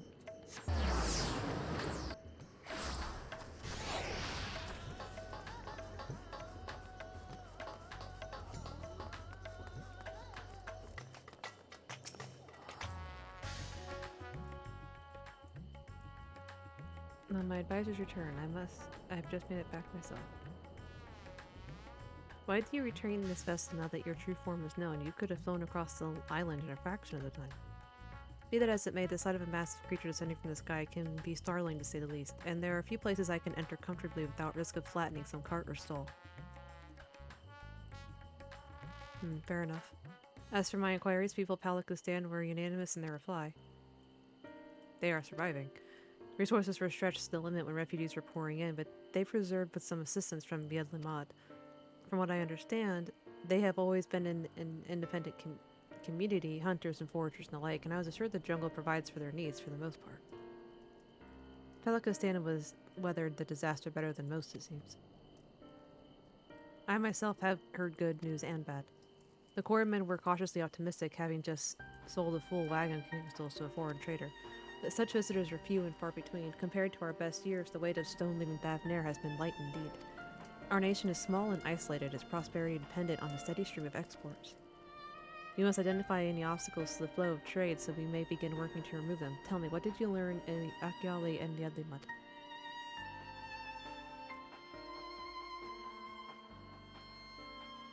I see. Without a dedicated buyer, the average fisherman must struggle to offload his daily catch, which is why I believe we should first address the lack of ships and shortage of able-bodied sailors in Yadlimad. I am reminded of a child I spied as I made my way back to the palace. His father lost at sea with the beast sunk their vessel. So many variations of the same tragic tale repeated over and over. So many lives lost.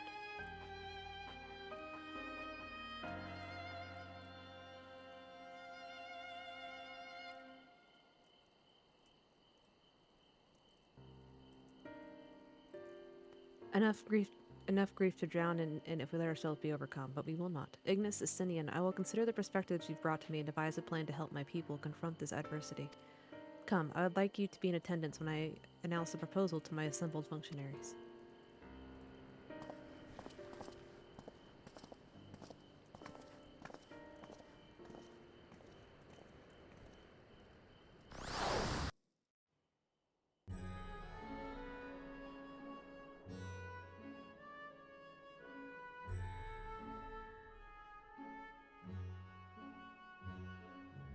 I thank you for your attendance.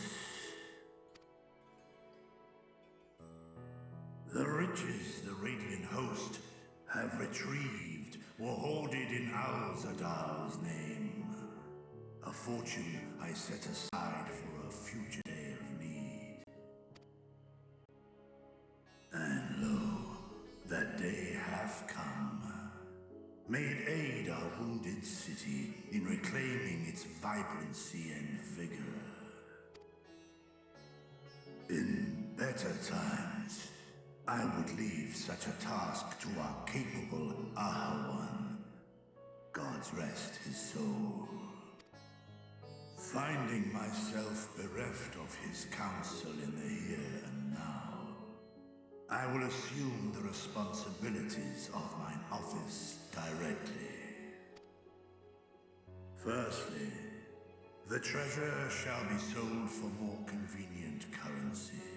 Thence, invested into the trading port of Yedlamad. Our merchants must have their operations restored, their ships rebuilt. Commerce must flow once more.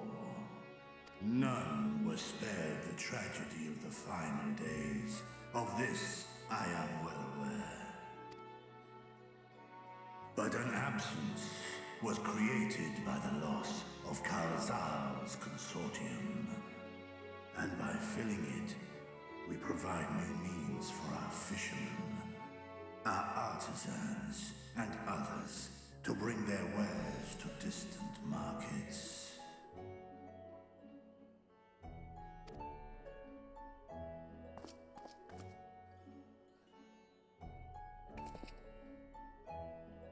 And what of the children who were left without family to care for them?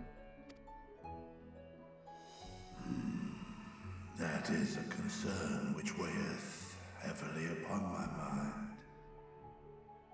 A simple gift of coin will soon be exhausted, leaving these young souls adrift on the fringes of our society. Nay, a proper solution is needed, one which doth guarantee their welfare for years to come. Thou hast surely seen how other nations rise to meet this challenge, adventurer. What dost thou deem the wisest course?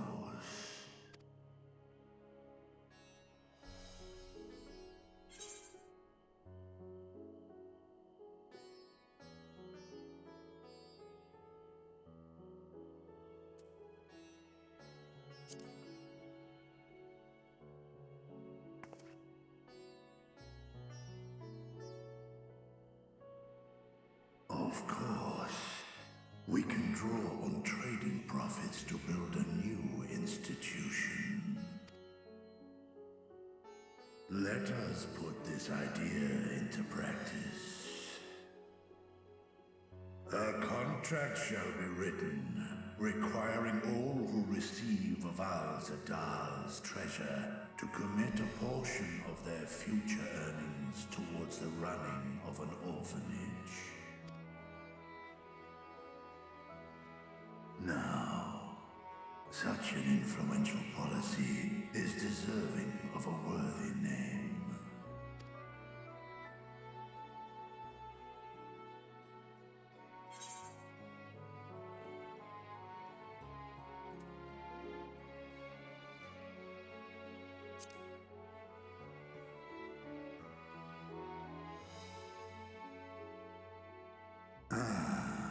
A fitting candidate.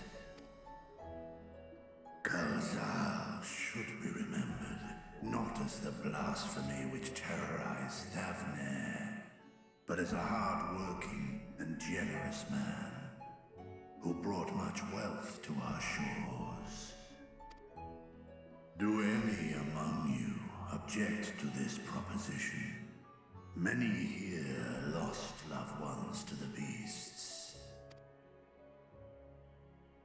In that time of strife, any one of us could have broken. Any one of us may have been taken by despair. When I think of Kalzal, I feel no hatred. Only a stinging regret that we could not save him as well. Isn't that right, men?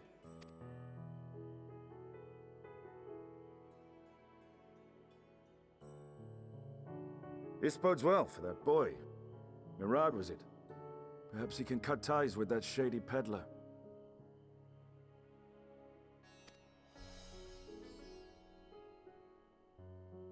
Then let it be done. Henceforth, this initiative shall be known as the Kalzal Foundation. Nabdeen, thou art to assemble a patrol and ensure that no child in this city liveth in squalor.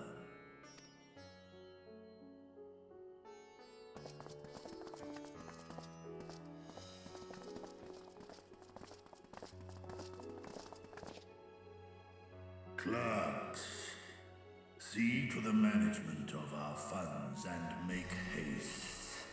Our citizens must not suffer a day more than is necessary.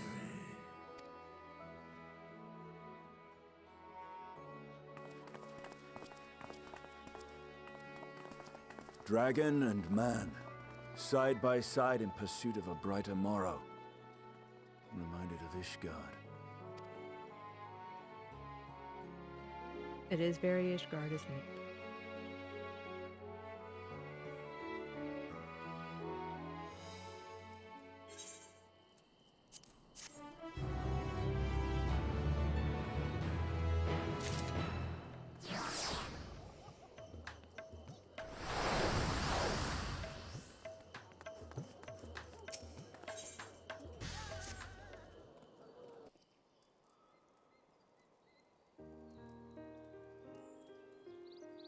Those whose lives the ritual take comfort in seeing his legacy honored. You will forgive me for not speaking sooner, but I bear a message from Archon Yashtola. She asks that you meet her at the High Crucible at your earliest convenience. Understood, thank you. You still must have finished your study of the Void Gate. Shall we hear what she has to say then? I will go with you.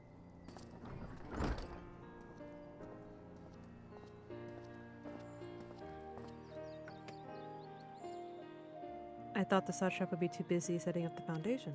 My clerks have been the well-oiled cogs of this administration since before Arjuan assumed the office. They understand what needs to be done. And I am curious to learn what conclusions your Archon has reached concerning the gate's unique construction. As you wish. Allow me to lead the way, Your Excellency.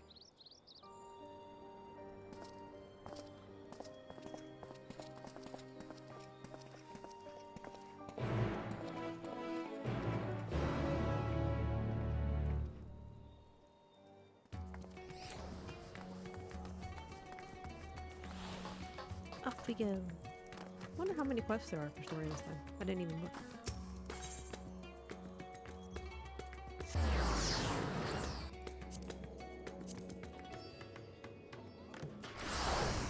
Whoa, wrong way. Camera didn't turn.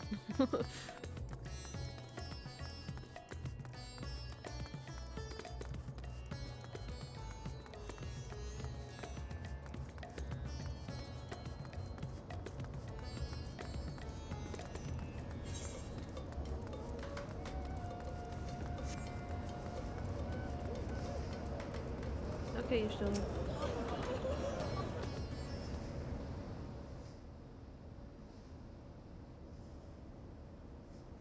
Right, here we all are. You discovered something new. I took a closer look at that device. I was able to determine how it keeps the Void Gate sealed, but not how it might instead be employed to expand the opening. For that, I would need to reference the technique developed by Vritra's alchemists, no records of which appear to have survived the intervening years. We know this, so why have you sent for us? Have you learned aught of value or not? Patience, good sir. One must introduce the subject before launching into specifics. From what we understand, travel between worlds is accomplished by passing through the nebulous rift which exists between them. Right. Picture, if you will, the moment you were called to the first.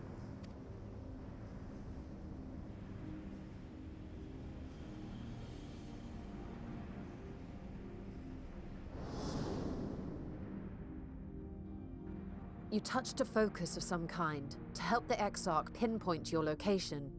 His summoning spell then channeled the energies of the Crystal Tower to begin your journey to his world.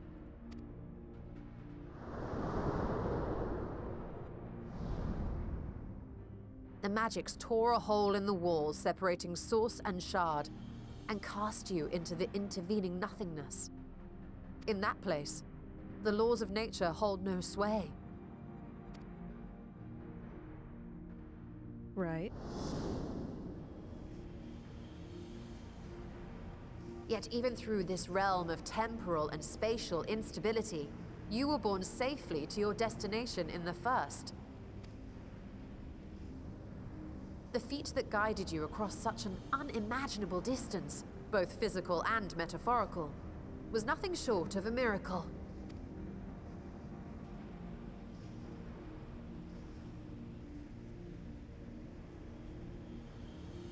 Then what of the many Voidsent found in the source?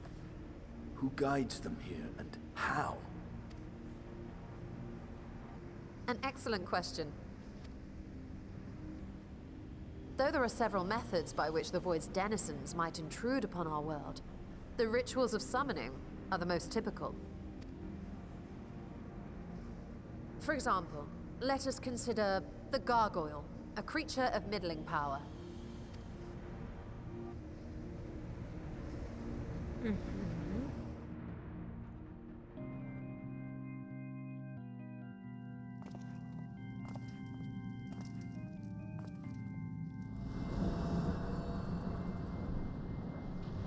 To call upon such an entity, the prospective summoner must force open a void gate.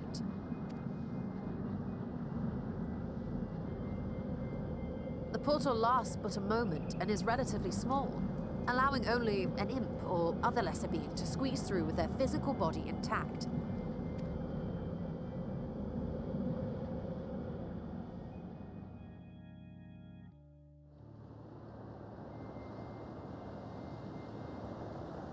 Our more powerful gargoyle, however, is too large for that. Creating a gate big enough for him would require vast amounts of energy, far beyond the reserves of any one mortal practitioner.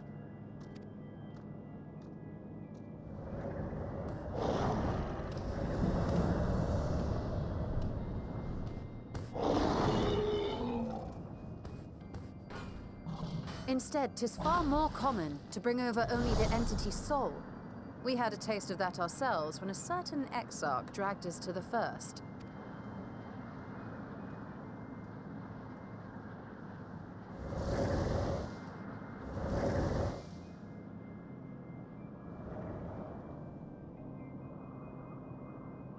And just as our bodies remained in our world, the Voidsent's physical form is left behind in the 13th. Okay.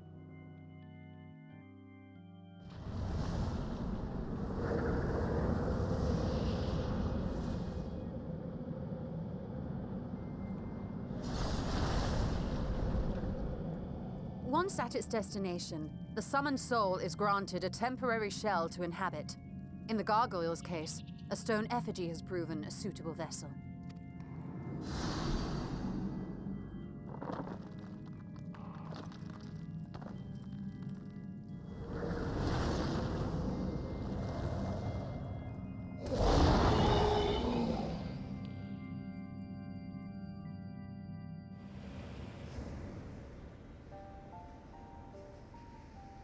Wait.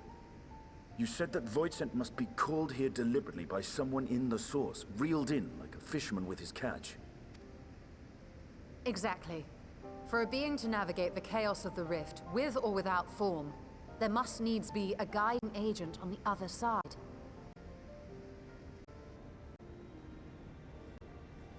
When the hordes poured forth from Alag's Great Gate, it was the technologists who drew them through. Though to my knowledge, planar fissures are in essence natural passages between our world and the void, which require no such guidance to traverse. Why is only the boundary between the source and the 13th so fragile? So much so that it often tears open of its own accord. I believe solving that mystery is key to understanding travel between the source and its reflections. And how do you intend to get your answers? No. The danger is too great.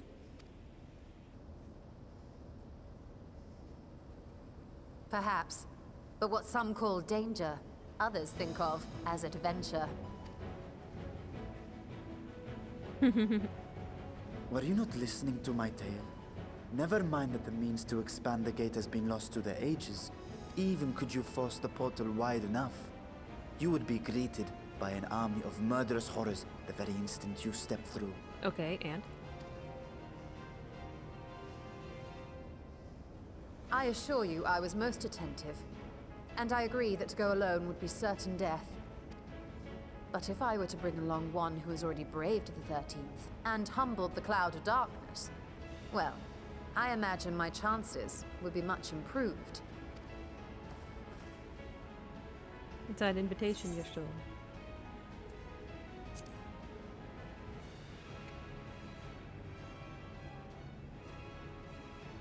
I had a feeling you might say that.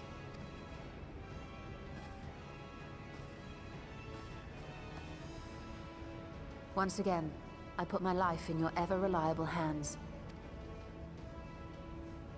That said, as much as I would like to march straight back to the Void Gate, there is the small matter of being unable to open it without the Satrap's personal authority.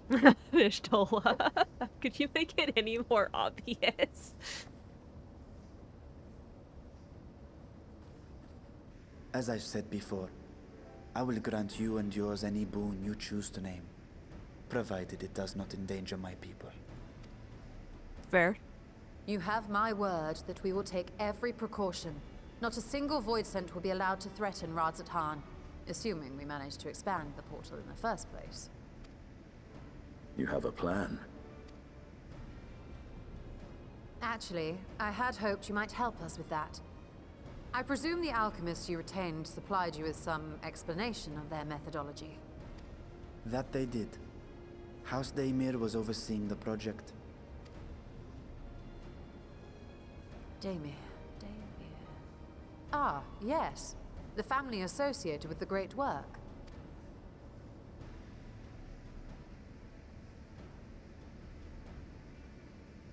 I did not fully comprehend the theory, but their research began with a void scent which had slipped through the fissure.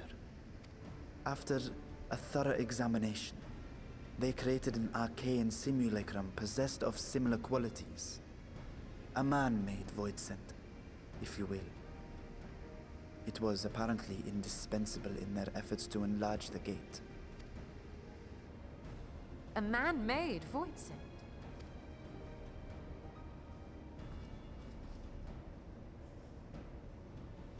Yes. Being great admirers of the Archons, House Daymir submitted detailed notes to Charlene's official committee.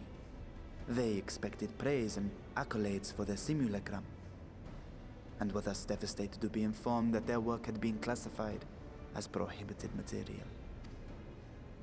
If that's true, then those notes might still be stored in a forbidden archive somewhere. Not Google, of course, since that library had yet to be built. Which leaves us with...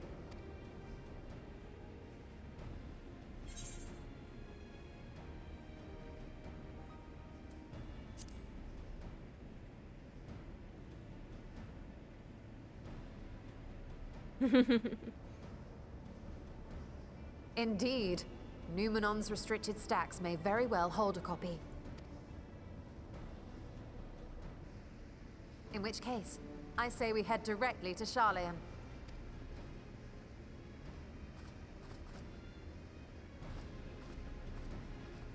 Where are you going, Estinian? Unless you anticipate needing help to reach the high shelves, I see myself being of little use. Go on ahead. I still need to find Mirad and tell him about the Khalzal Foundation.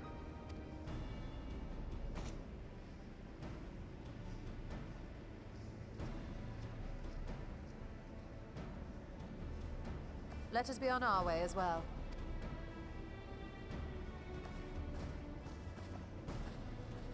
Okay, bye, Virtua. Not mad at us, are you? They are resolved to venture into the void. Do I sit idly by? Do you want to come with us, Virtual? Why is there a raptor face?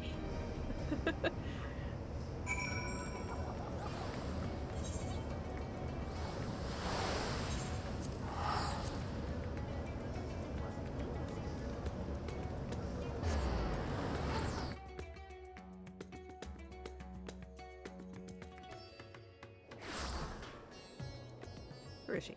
There she is.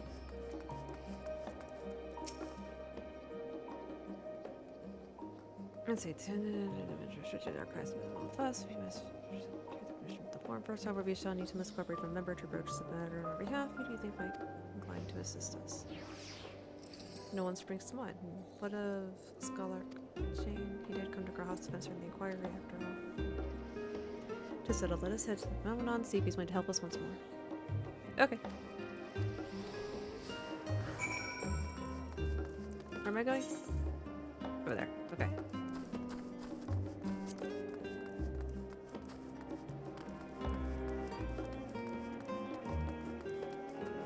Oh, it's PogChamp.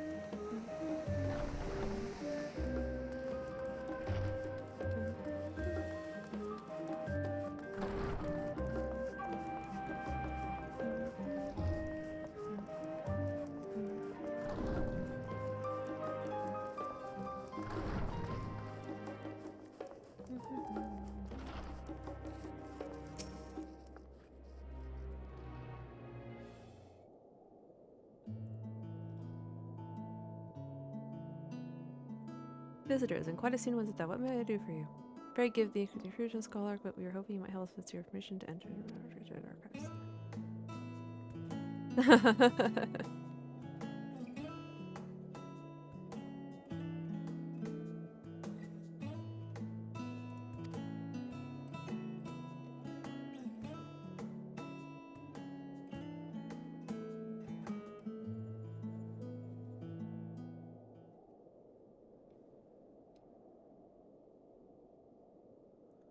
Fascinating. I had no idea such a technique existed. I would have been surprised if you had. If my assumption is correct, the research left behind by House de Mer was in dormant Charlene's archives for many centuries. And if you unearthed that research, what then? Surely you don't intend to cross it over into the void. That is, in fact, precisely what we intend. To what end? To develop a method of traversing the rift, for one, that I might keep my word to a distant friend. Sentiment aside, I have journeyed to the end of existence. I have heard, felt, and thought endlessly about the truth of our world and the echo of its future, and yet I want to understand everything, to unravel it all down to its very last secret.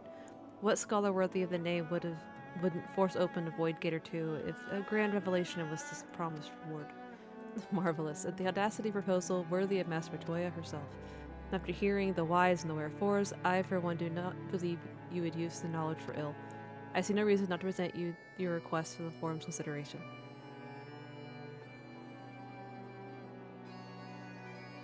Although your petition would be better received if you had the support of another well-placed acquaintance. My Master Fortuno, of course. He can hardly ignore an earnest request from his dear children's most treasured comrades. I was hesitant to approach him directly, but there is no denying that having Master Fortuno on our side would tip the balance in our favor. Very well, we will pay a visit to levy your estate and plead our case. One last thing before you go. I would consider it a personal favor if you might share with me the discoveries you make in the void. My appetite for knowledge is very bit as insatiable as yours, I'd wager, so if you could see your way of indulging old man's curiosity. Of course, Caller. We will be sure to pass on any revelations.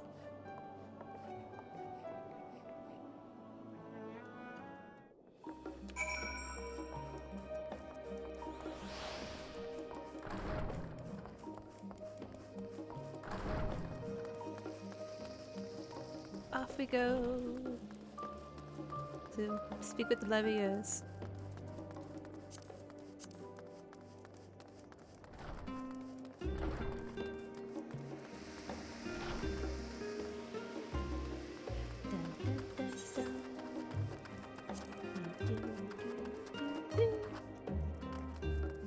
Sprint!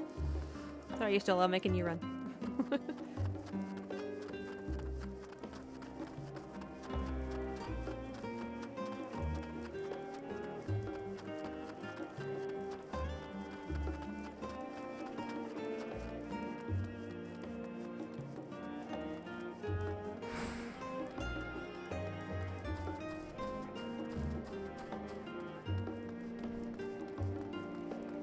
My Thancred minion is under Y'shtola.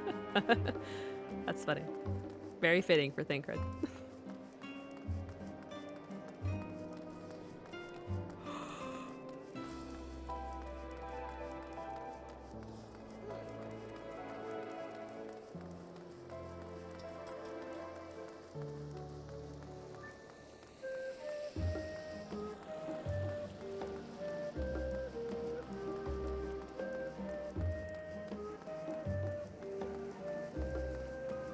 What? Thancred was a bit of a womanizer. That was kind of his whole thing at the beginning of the game.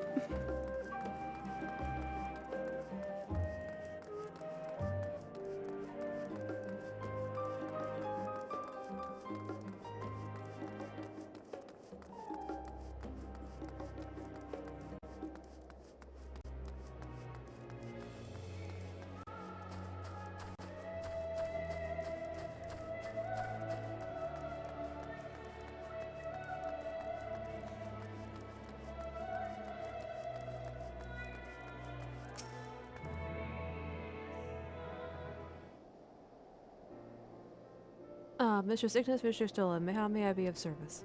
We've come to speak with Master Forshno. Is he home by any chance? Yes, the master is in the residence. I shall inform him that he has guests.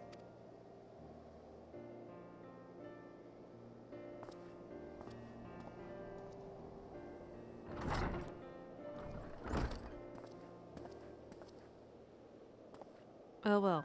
Emilians would invite you inside for tea, but I assume this is not a social visit. You have some matter of import to discuss. Then pray proceed. You have my full attention.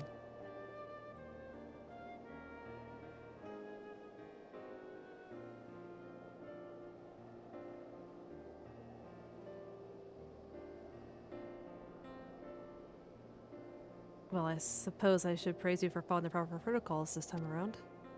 Scholar Montesquieu expressed much the same sentiment. I assure you, we will not attempt to circumvent the Worm's authority again, unless it is absolutely necessary, of course. Of course. You do understand that the restricted archives are restricted for good reason, yes? If no pressing need exists, then why risk the consequences of employing this forbidden knowledge? For a brother who misses his sister, she was his guardian and his friend, a selfless hero who crossed the rift between worlds to save her homeland from horror and suffering. But the brother was given up on thoughts of reunion. He spends his efforts elsewhere, watching over people yet healing from the flames of the final days, loyal to his duty while betraying the longing in his heart. Tis no vital mission, perhaps, reuniting these siblings, but it feels a worthy cause to pursue all the same. As one who feared losing his own loved ones and spent years in research to prevent it, surely you appreciate how painful such a separation must be.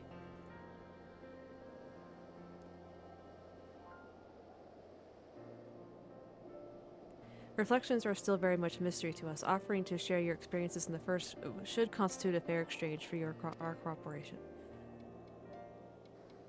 Fair enough. Do not celebrate just yet. The Forum must still be convinced. I will add your request to the list of today's deliberations and deliver the decision to you at the Badesian Annex.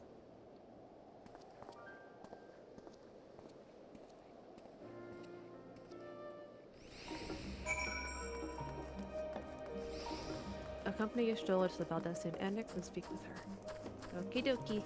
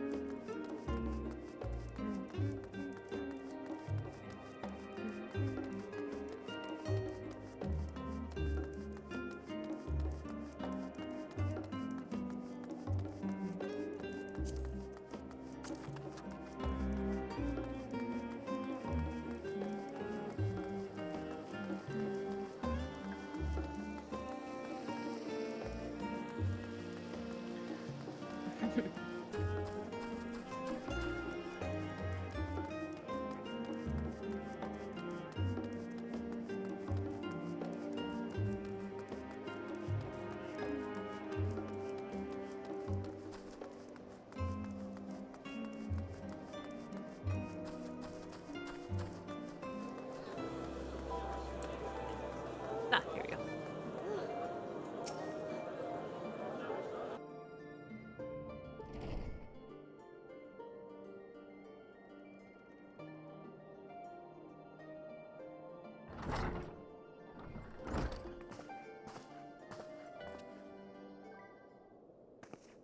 So, what did the forum decide? To put it bluntly, Miss Montoya has burned some bridges here in Charlian and salted the earth for good measure. When it became clear that her student was the petitioner in question, well, no few members voiced their discontent. Then the chamber was reminded, in no uncertain terms, I might add, of the incredible debt we owe to you and your companions.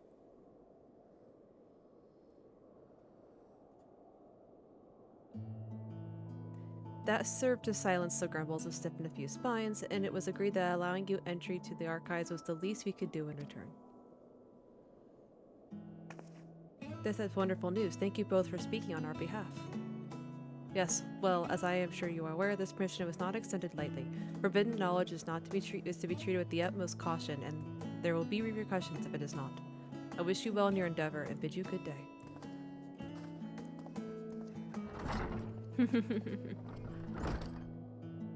Ever the same, that one. Uncompromising, aye, but a very stoicism is exactly what Charlian needed to guide it through not one, but two exoduses.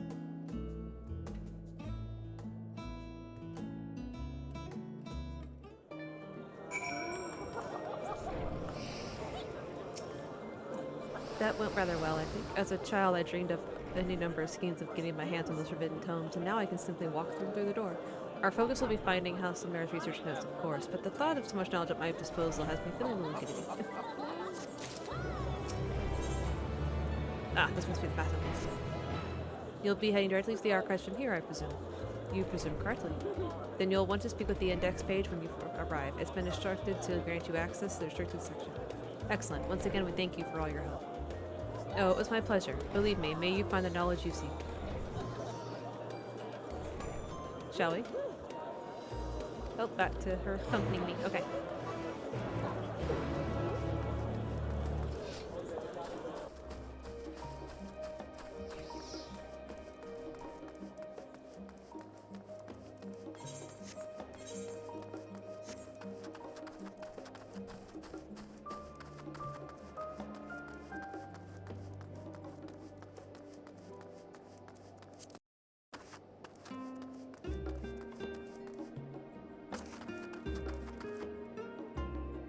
My sound's getting all messed up.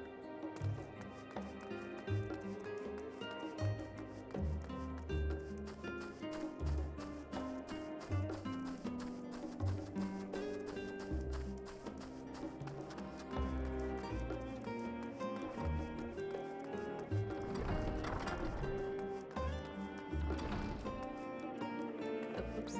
I forgot it stops me there.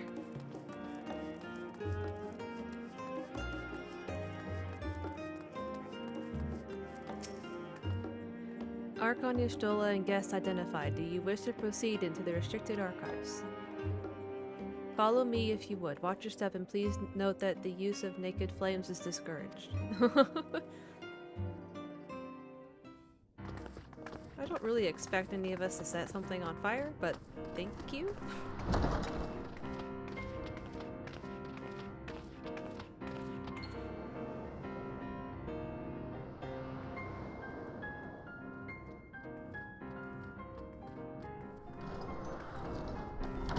Yeah, you're right. Give Stola a reason and she would.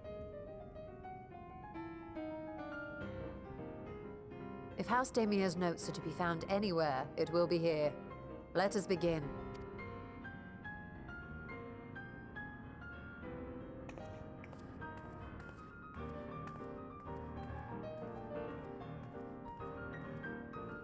You gonna make me search through the books, or are you gonna make it a cutscene?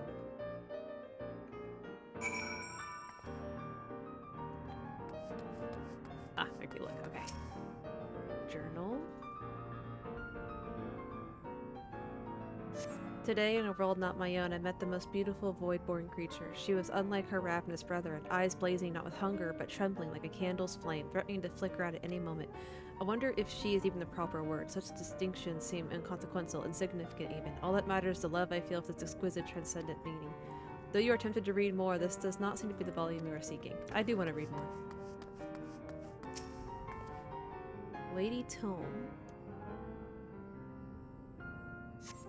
In the year 1564 of the 6th astral era, the Amalja summoned Ifrit, their patron god. Accounts describe the being as a gigantic lizard-like being with the potent command of fire-aspected magics.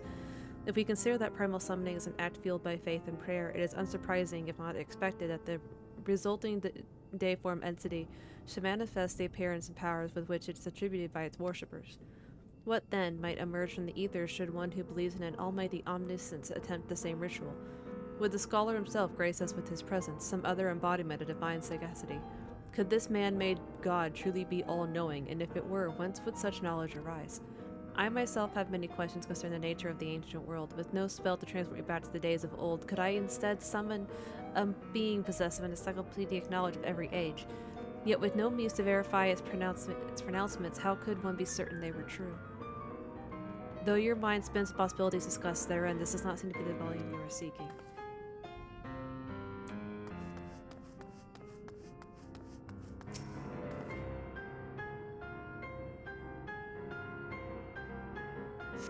The following page is detailed an advanced method of manipulating or expanding apertures as devised by Nushan and the 9th Patriarch of House Demer. We present the research notes to the faculty of Charlene Studium as both a token of our friendship and an expression of our boundless admiration. You appear to have located the forbidden volume C. You're still will need to make the final confirmation. Have something you'd like to show me, do you? My apologies, I flipped open but a single book and was completely absorbed by the contents.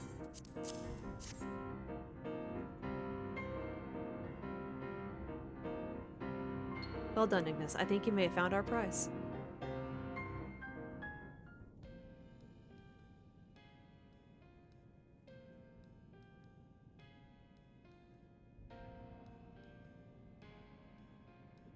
Yes, the ether signature is unmistakable.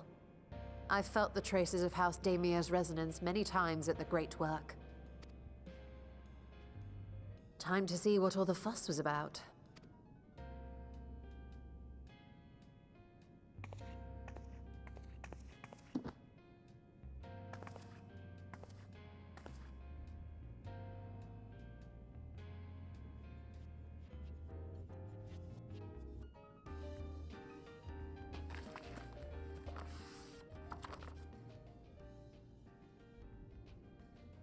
Among the ranks of the Voidsent, there exist entities with the power to call forth their brethren from beyond. The species known as Atomos, however, is uniquely prodigious in this regard. From its distended maw, it can expel an endless procession of void-born creatures, a talent which sorely tested the Radiant Host in its battles against these abominations.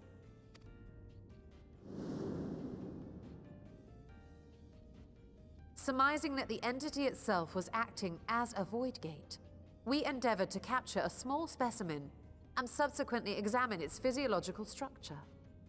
Our findings revealed that the Atomos had absorbed a planar fissure into its own flesh, which it could expand at will into a functioning gate.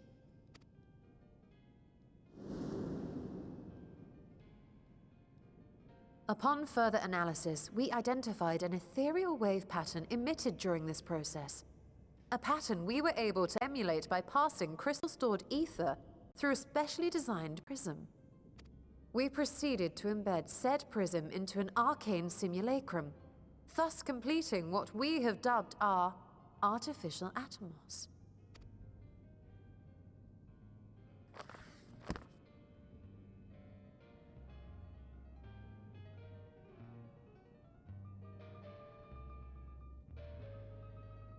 How could I have been so blind to the possibilities?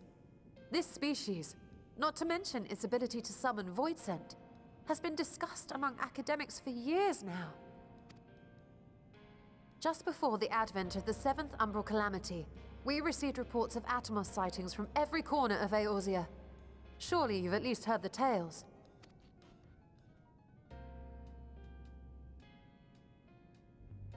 And still, House Daemir went and built a mock Atomos of their very own. I'm not surprised the Archons consigned their work to a restricted archive. It was no easy task, but at last we've unearthed the volume we've been searching for.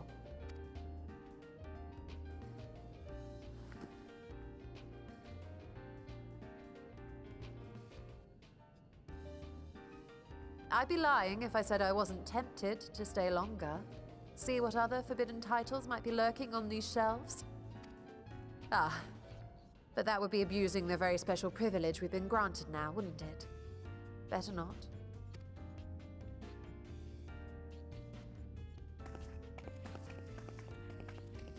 You know you want to stay, Y'shtola.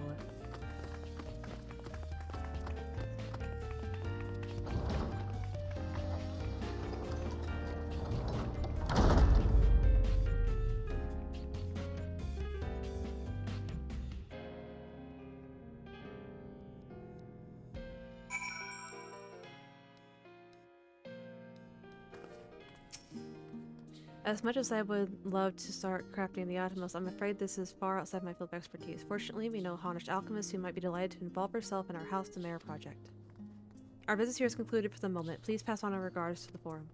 Your message will be conveyed. Should you wish to indulge in more Finn literature, I will be here. Patron mode disabled. Security mode engaged. If anyone can help us, Nidana can. I say we return to Thavnair and look for her at the great work.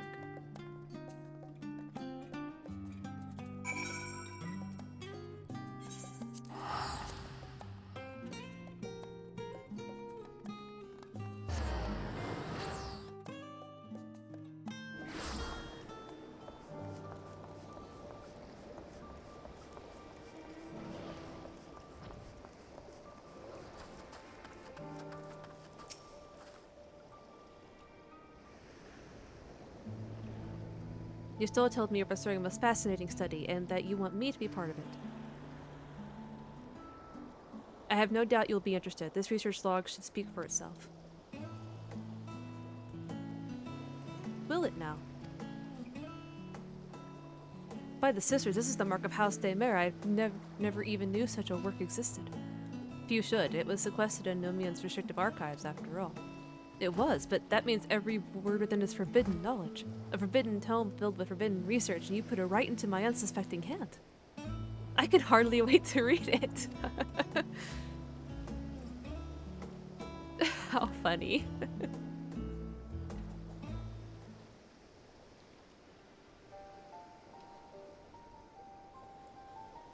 To think the Daemon were developing such marvelous techniques so long ago. How many innovations would have been lost over the centuries, I wonder.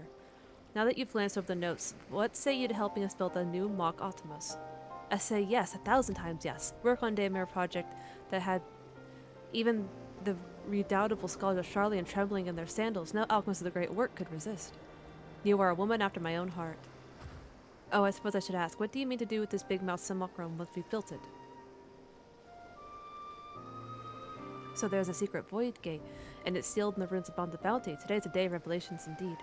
If the purpose of our man-made Optimus is to expand this hidden portal, then I will need to see it for myself, I think. Manipulating rift-spanning apertures is not the sort of thing you want to attempt without first taking into account every single factor. Then by all means, accompany us to the vault. I plan to lead us back there shortly, once we finish gathering the components I require. Charlie and Markets provided a few more markers, but I might need the help obtaining a small quantity of astrality-infused water. For such a liquid, you would need no go further than the font of Maya, the aesthetics of old once favored the place for their meditations, and the water which pools there now is known to and live in the flow of ether. That sounds perfect. If you would be so kind as to fill a flask with the pool, I will petition Virtua to join us. The idea I have in mind won't amount to much without his authority to command the Void Gate. Shall we begin then? We meet back here anon.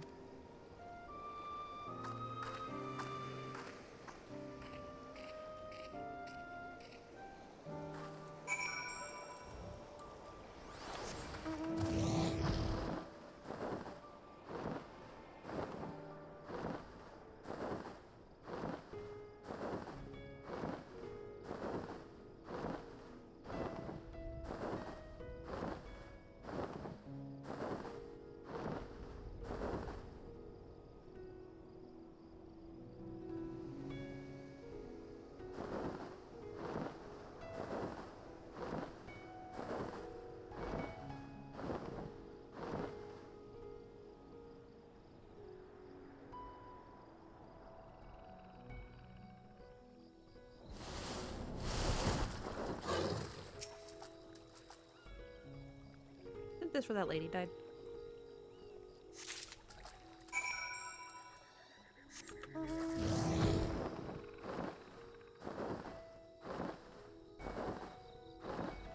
What are you sorry for?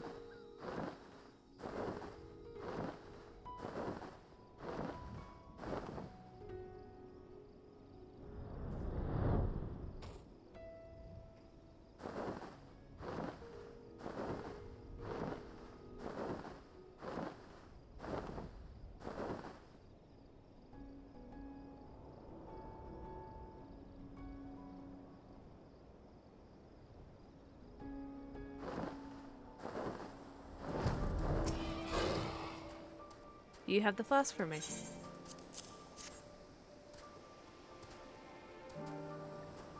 This should suffice, thank you. Void theory. Look what I came across. This Indian seemed in need of diversion, and we, in turn, may have need of his lance. Right then. Now that our little party is assembled, let us make our way to the ruins. We will need... Not this time. Once you're still informed of our destination, I arrange for a vessel to be made ready at Akyali. Your Excellency is ever the gracious host. Shall we?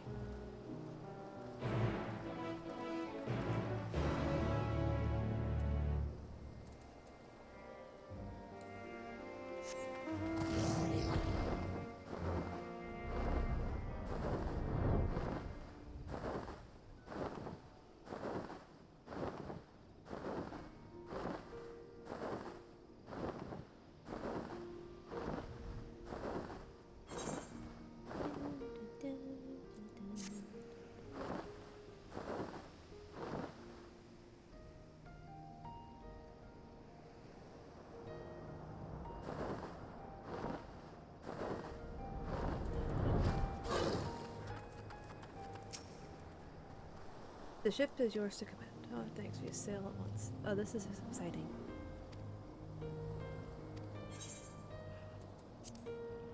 Oh.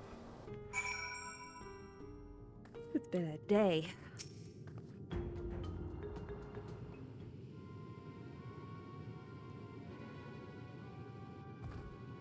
The ruins alone were impressive enough, but I never dreamed such a treasure lay hidden in the depths of the bounty.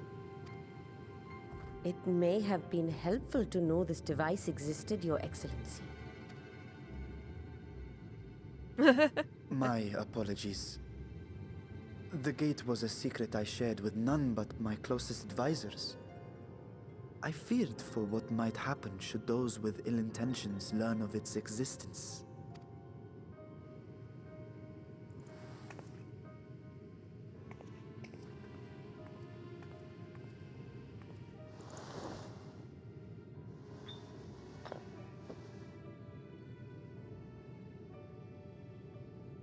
What is it you're doing now? There's something I wish to verify. The NOAA reports claim that a short stint into the void carries little risk of etheric imbalance. Should one suffer an injury, however, or if one's expedition drags on longer than intended, that risk becomes significantly greater. Graha theorized that a warding scale would confer protection from the Void's corrupting influence. But I would prefer to test that hypothesis before we set foot in the 13th ourselves. So, this is an experiment of sorts. Yes, an experiment. Tell me, how would you go about testing the efficacy of the warding scale? I mean, short of going in myself.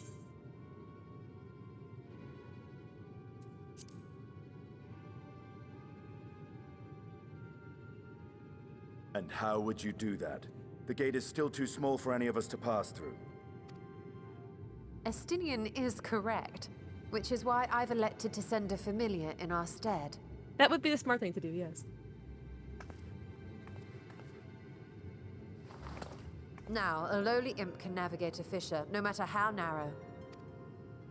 Which means an arcane entity of similar stature should be able to manage the same. I hadn't wanted it to come to this, but no other familiars will do, I'm afraid. Are you summoning Drippy?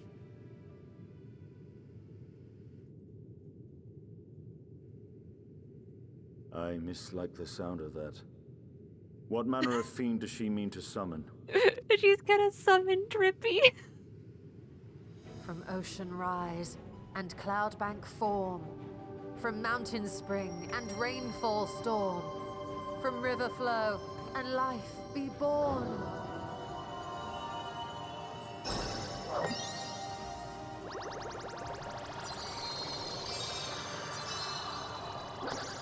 Water, water, froth and foam! That was adorable.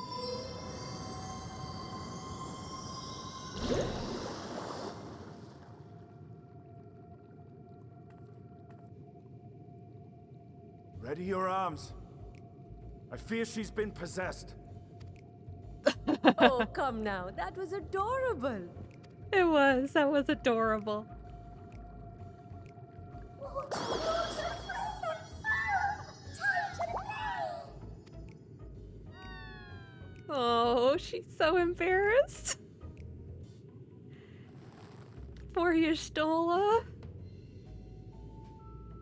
I think it's cute. Though not my first choice. These familiars I conceived of as a child have the best chance of fitting through the gate. I only wish my younger self had considered a more dignified ending to the creation ritual.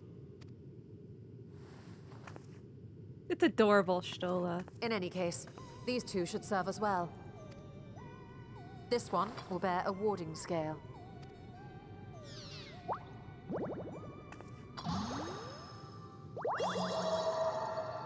And when they return from the 13th, we can observe how the talisman, or absence thereof, has affected the progress of the Void's corruption. If I could impose upon you to open the gate. Your Excellency? Yes, of course. That was adorable. I love that whole situation. We should also be wary of void scent slipping through while we conduct our experiment. Estinian, you are to keep Nidana safe from harm. As you say. You had best be on your guard as well. Yes, ma'am. No, I'm not dissing off Y'shtola. No.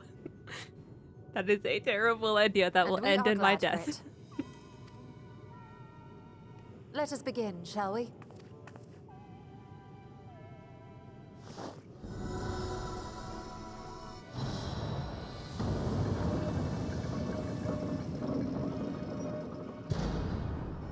Nixies, into the void. Water, water, froth and foam! Into shining realms we go!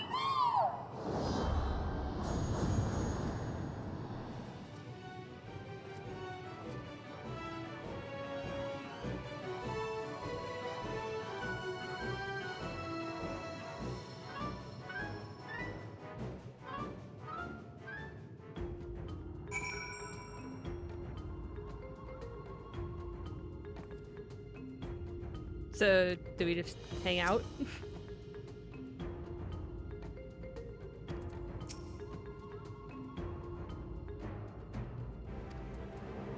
Okay, I guess we just hang out.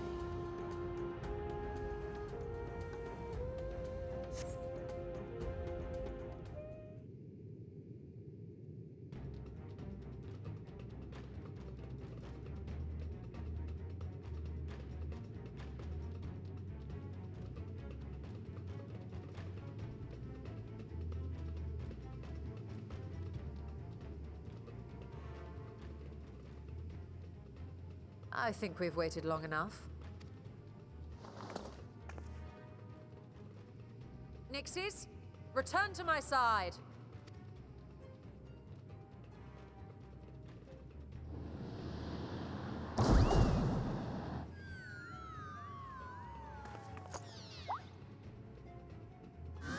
Uh-oh. Is he okay?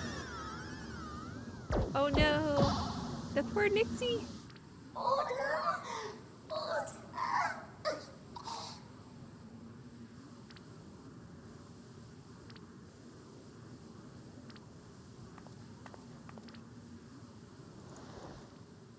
Thank you, little one. You did well. Oh, the poor thing. Its essence has been irrevocably warped.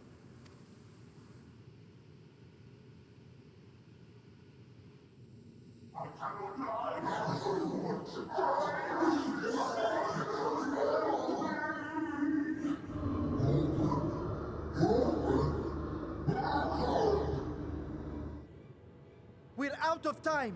I must reseal the void gate.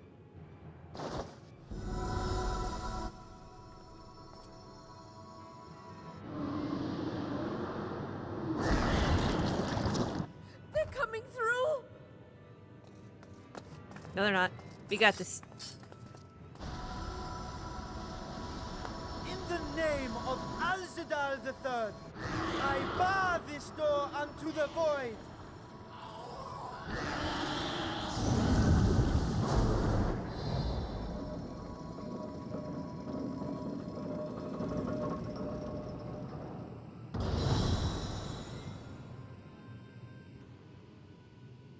Okay, we got it. Well, that was a sharp lesson in the dangers of void gates.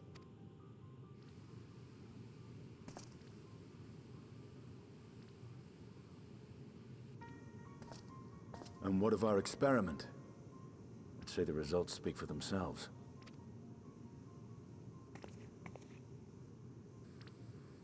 The unprotected Nixie has suffered extensive etheric corruption. As Nidana observed, it's well on its way to becoming a void scent. The one merged with the talisman, however, appears unaffected. I sense no changes to its equilibrium. Rest now, little ones.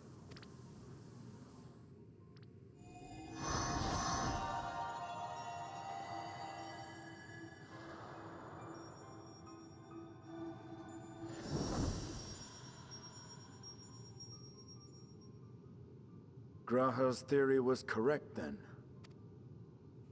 So it would seem. But while our second familiar was untouched by void energies, the talisman itself shows signs of degradation. It was, of course, originally designed to shield the soul from primal tempering.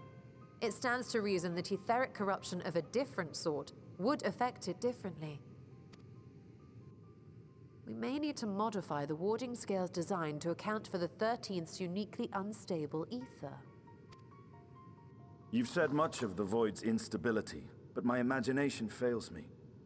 What manner of place is this broken world? Ah, my apologies. I forget that not all of us spend our days sequestered in dusty archives. The 13th is a reflection of the source that was drowned in a flood of darkness. In Emmett Selk's own words, this tragedy was a result of the Ascians' attempts to force a rejoining. They erred in their haste, and made of that world a useless void. You remember Una Kalhai, the unusual child we met during our troubles with the Warring Triad. He explained the fate of the 13th thus. The champions of that ill-fated world used the stone known as auracite to contain the power of primals.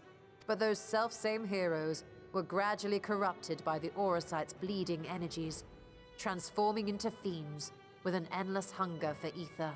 By the time anyone thought to oppose them, Light's strength had grown too feeble, and the balance of the 13th tipped into eternal darkness. It was Elidibus, as I recall, who rescued Unakalhai's spirit from his final battlefield. But I wonder if there were others whom the emissary saved from oblivion.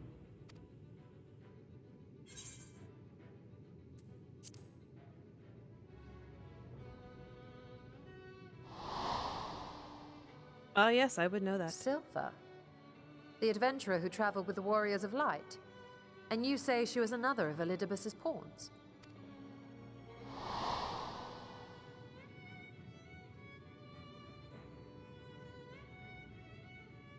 I see. So Ciela, or rather Silver, was beguiled by the same dreams of heroism as Unakalhai. And what of your own experience? Will you tell us of what you observed during Noah's expedition?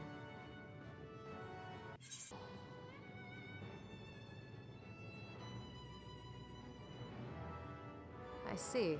So Ciela, or rather Silver, was beguiled by the same dreams of heroism as Unakalhai. And what of your own experience? Will you tell us of what you observed during Noah's expedition?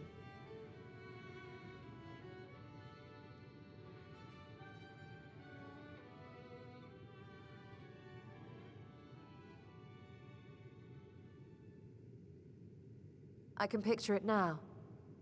The sunless, Stygian expanse, infested with legions of ether-starved monstrosities. A void in every sense of the word. What you have described in such lurid detail is exactly why I hesitate to encourage you.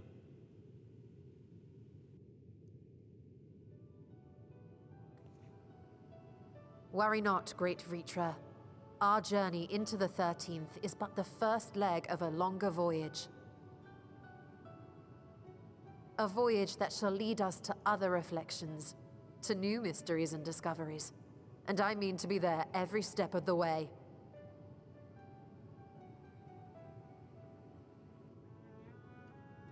But first, I must focus on refining the warding talisman. Then I can begin work on constructing an artificial Atomos. Or I could if I had the relevant manuals to hand. Might I be so bold as to request access to the Satrap's family archives?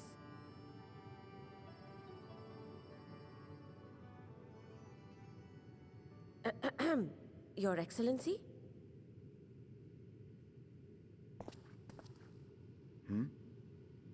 Oh, yes. That can be arranged. I will speak to my officials upon our return.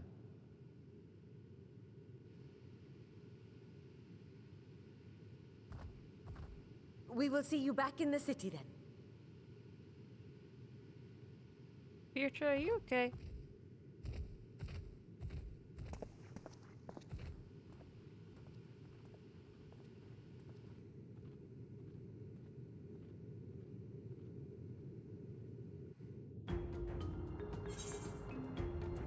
I don't think Virtua's okay.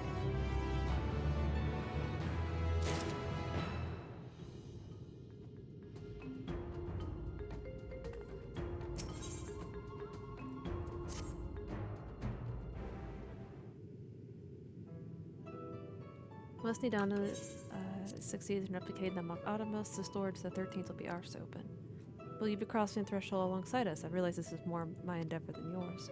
To be honest, I have no interest in visiting the void myself. Might we discuss this later? There's something I must do first. Okay, bye. Why does everyone insist on being so secretive? I at least had a good reason for not wanting to explain my Nixie ritual. Shall we proceed with our preparations then?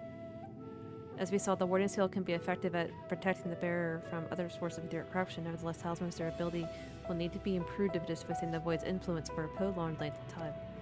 And I think that is a problem we can address without involving the brilliant but busy alchemist who created it. Who do we know who excels at this kind of structural augmentation? Garland Ironworks. An excellent suggestion. As I recall, Sid himself is no stranger to the void and its volatile energies. With his experienced hand at the helm, I have every confidence that the Ironworks can strengthen the warding skill. Come, let us visit their operations in Ralgrim's Reach and commission their best and brightest.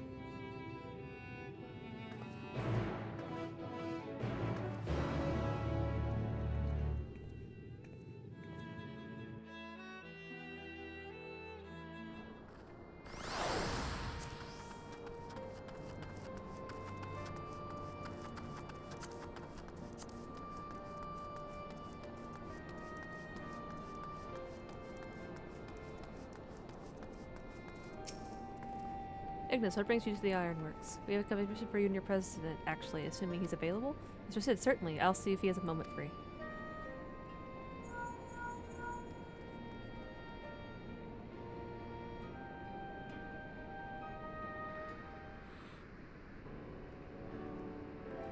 Hi, Sid.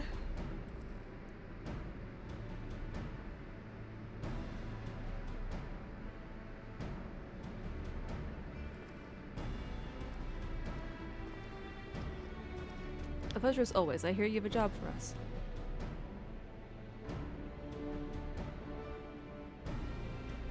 Heading into the void to find a lost dragon. That sounds almost pedestrian compared to your last adventure. Honestly, I don't know if you could say anything that would surprise me after meeting on in that bloody mess.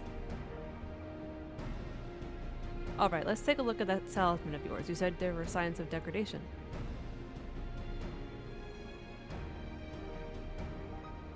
It seems some manner of corrosion has set in around a scratch on its surface, much as the void's corruption seemed to Nero's through his wounds, in which case our best bet may be to simply prevent the scale from being damaged in the first place.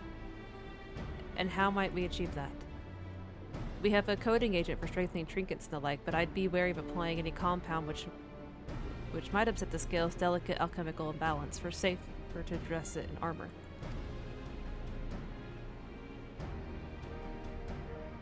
We'll construct a protective casing, one utilizing metal alloys with high ethereal conductivity so as to not impede the talisman's primary function. A suit of armor, as you said. Nero has compiled data on the 13th, so I'll have him pitch in with the design just to be sure. If only it weren't such an ordeal to convince him to follow our safety protocols. I swear, I've never had such a reckless employee. In any case, we may need some time to untangle the particulars. Understandable, we know how busy your schedule is, and the final result will doubtless be worth the wait. The hard part will be ducking Jessie and her constant barrage of demands while we sneak about doing the fun stuff. We'll see what we can do.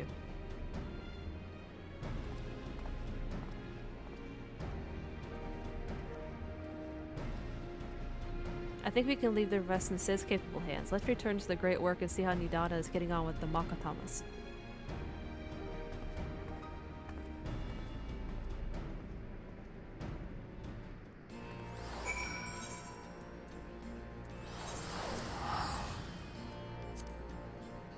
Whatever you say, Yashdora.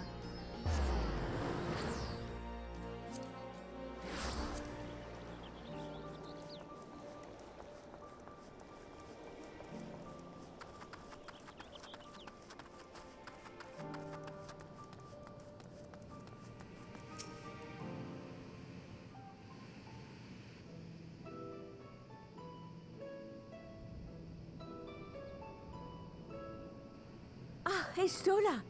The adjustments are going well, I hope? 'Tis a lengthy process, but the end is in sight, yes. That's wonderful news. I myself had some good fortune searching through the Satrap's private records. What I found was a transaction log dated around the same period as when Alzadal's legacy was built. It included a purchase list of highly exclusive alchemical components, and I knew I'd discovered the key to making the artificial atomos. I then visited the High Crucible to commission the materials. After I'd explained my requirements, I was beset by volunteers insisting I allow them to help with the entire project. The usual reaction to someone forcing open a void gate is to run for the hills. Harnish academics certainly are a different breed. The alchemists of old were cut from a similar cloth. The unknown held no fear for them. Indeed, they were ever eager to seek new knowledge, regardless of the danger. And were you not also fearless, heedless even, in your determination?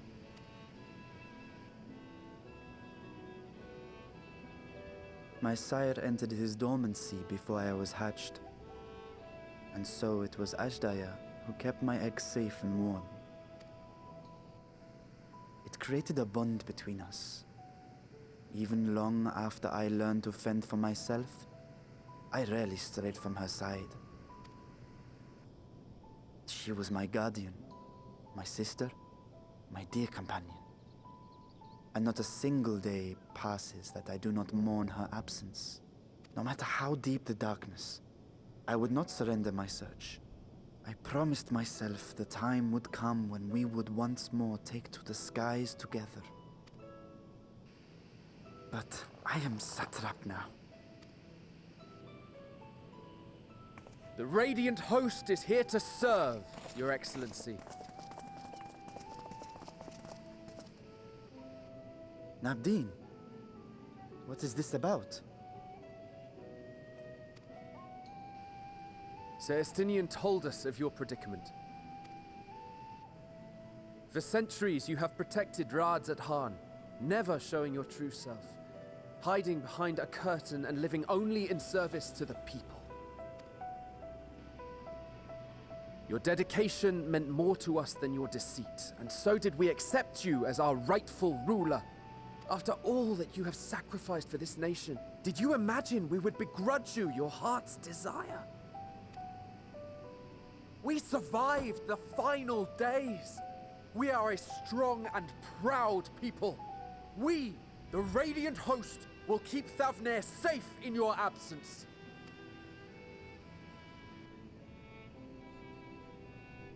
I am grateful for your loyalty and for your encouragement. And yet... Now you listen to me, Varshan. Woo.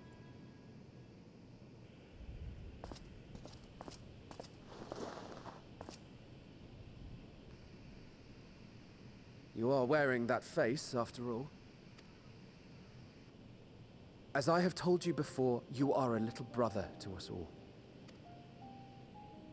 And if you are family, then so too is your sister. We are there for you if you need us.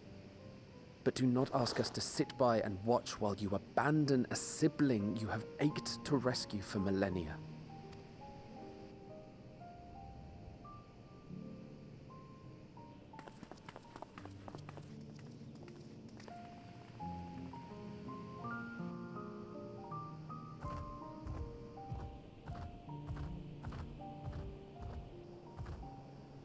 We will succeed in opening the way.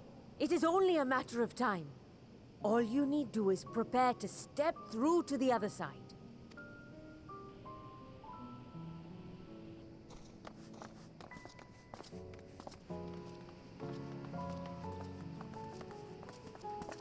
Your Excellency, I wanted to thank you for building the orphanage. It means so much that my sister and I will have a place to be together. Safe and happy. And I hope that you and your sister can be together again, too.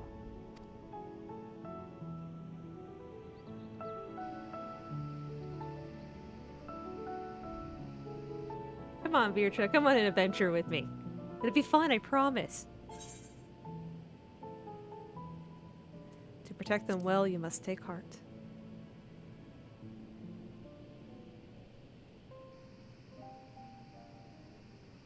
Take heart and protect them well. Yep, I believe you told me that. Such were the words I once said to you. And here I stand, failing to live up to them. If my heart is torn, I am fit to protect neither Ashdaya nor Radzatan.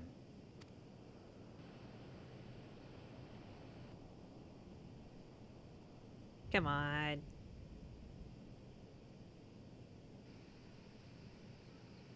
My people, I have come to a decision. Vashan will depart Thavnir for a time. My dragon self will remain in the palace, but only to conduct the satrap's most essential duties. While I am focused on controlling this vessel, there may be matters that escape my attention. I rely on you, my trusted friends, to watch over one another until I return. Take care, and fair fortune, little brother. Many tears would be shed should you come to harm. I would not dare make you cry.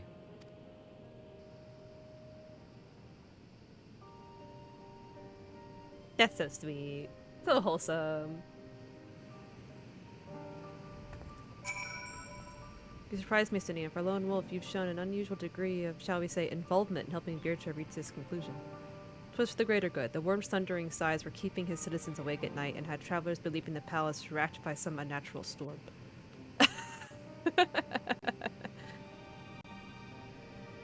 What of your own answer, then? You seem disinclined to venture into the void.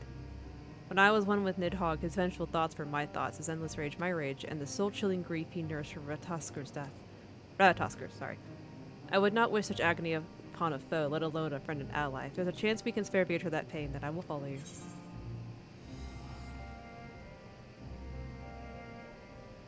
An unusual crew we have here. Indeed, but perfect for our purpose, I should think. I'd rather not bother the Scions with aught less than a dire threat to the star. Now, on to the specifics. Unlike the first, where the flood of light was halted before its devastation was complete, the 13th has been utterly subsumed by darkness. My plan as such is to explore the void in stages, withdrawing to safety after each brief foray. To be more convenient, had we some manner of base camp near the gate itself. One of the palace chambers should serve. Come, let us reconvene outside Magaduda.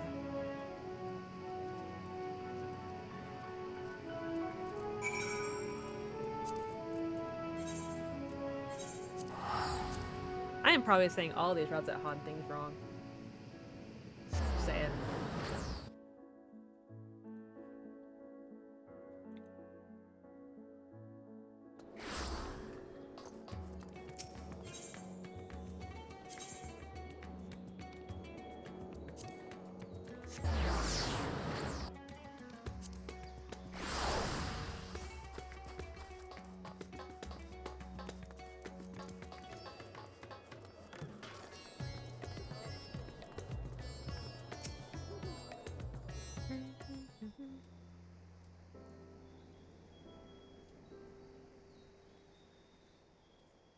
So we will require suitable accommodations. Might we make something available for our guests? All the chambers are presently hosting the great mounds of treasure we carried out of the vault. Once the Foundation's activities begin in earnest, however, we can redistribute the trove and make our room or two ready for habitation. Good. Please inform me when you've completed the arrangements.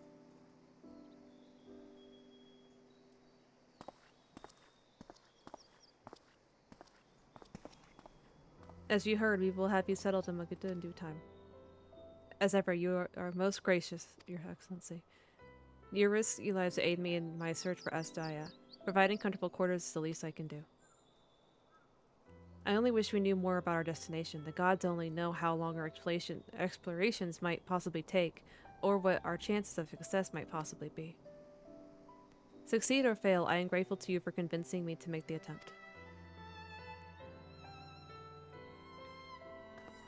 On that note, I will return to the great work and lend what help I can to Nidana.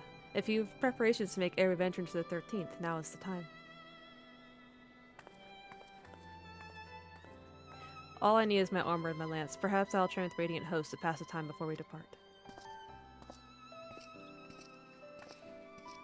You know that what this means to me, Ignis. My purpose need not consume you as well. We are headed to another world. Find what joy you can in the experience, for you are a traveler and an adventurer at heart. This I know. So the newfound adventure is that we are going to the 13th. Well, there was some theories floating around that the 13th would be traveling across worlds again.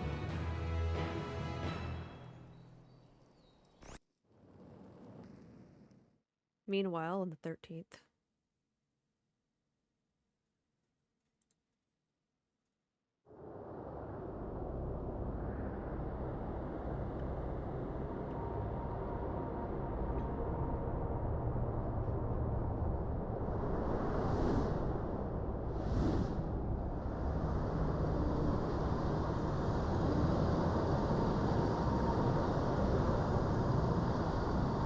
this is not the same person.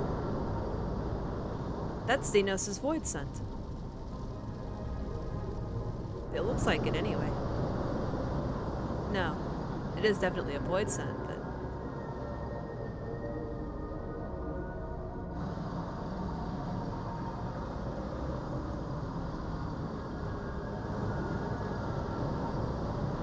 Yes, it is. Oh no. And thus I am returned.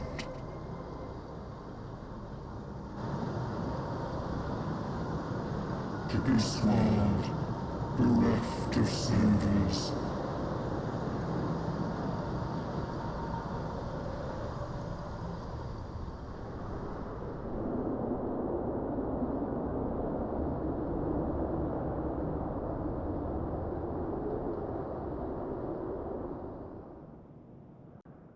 It's just a theory, mind you. Let paths unwrought adventures spur, pulses quicken, spirits stir.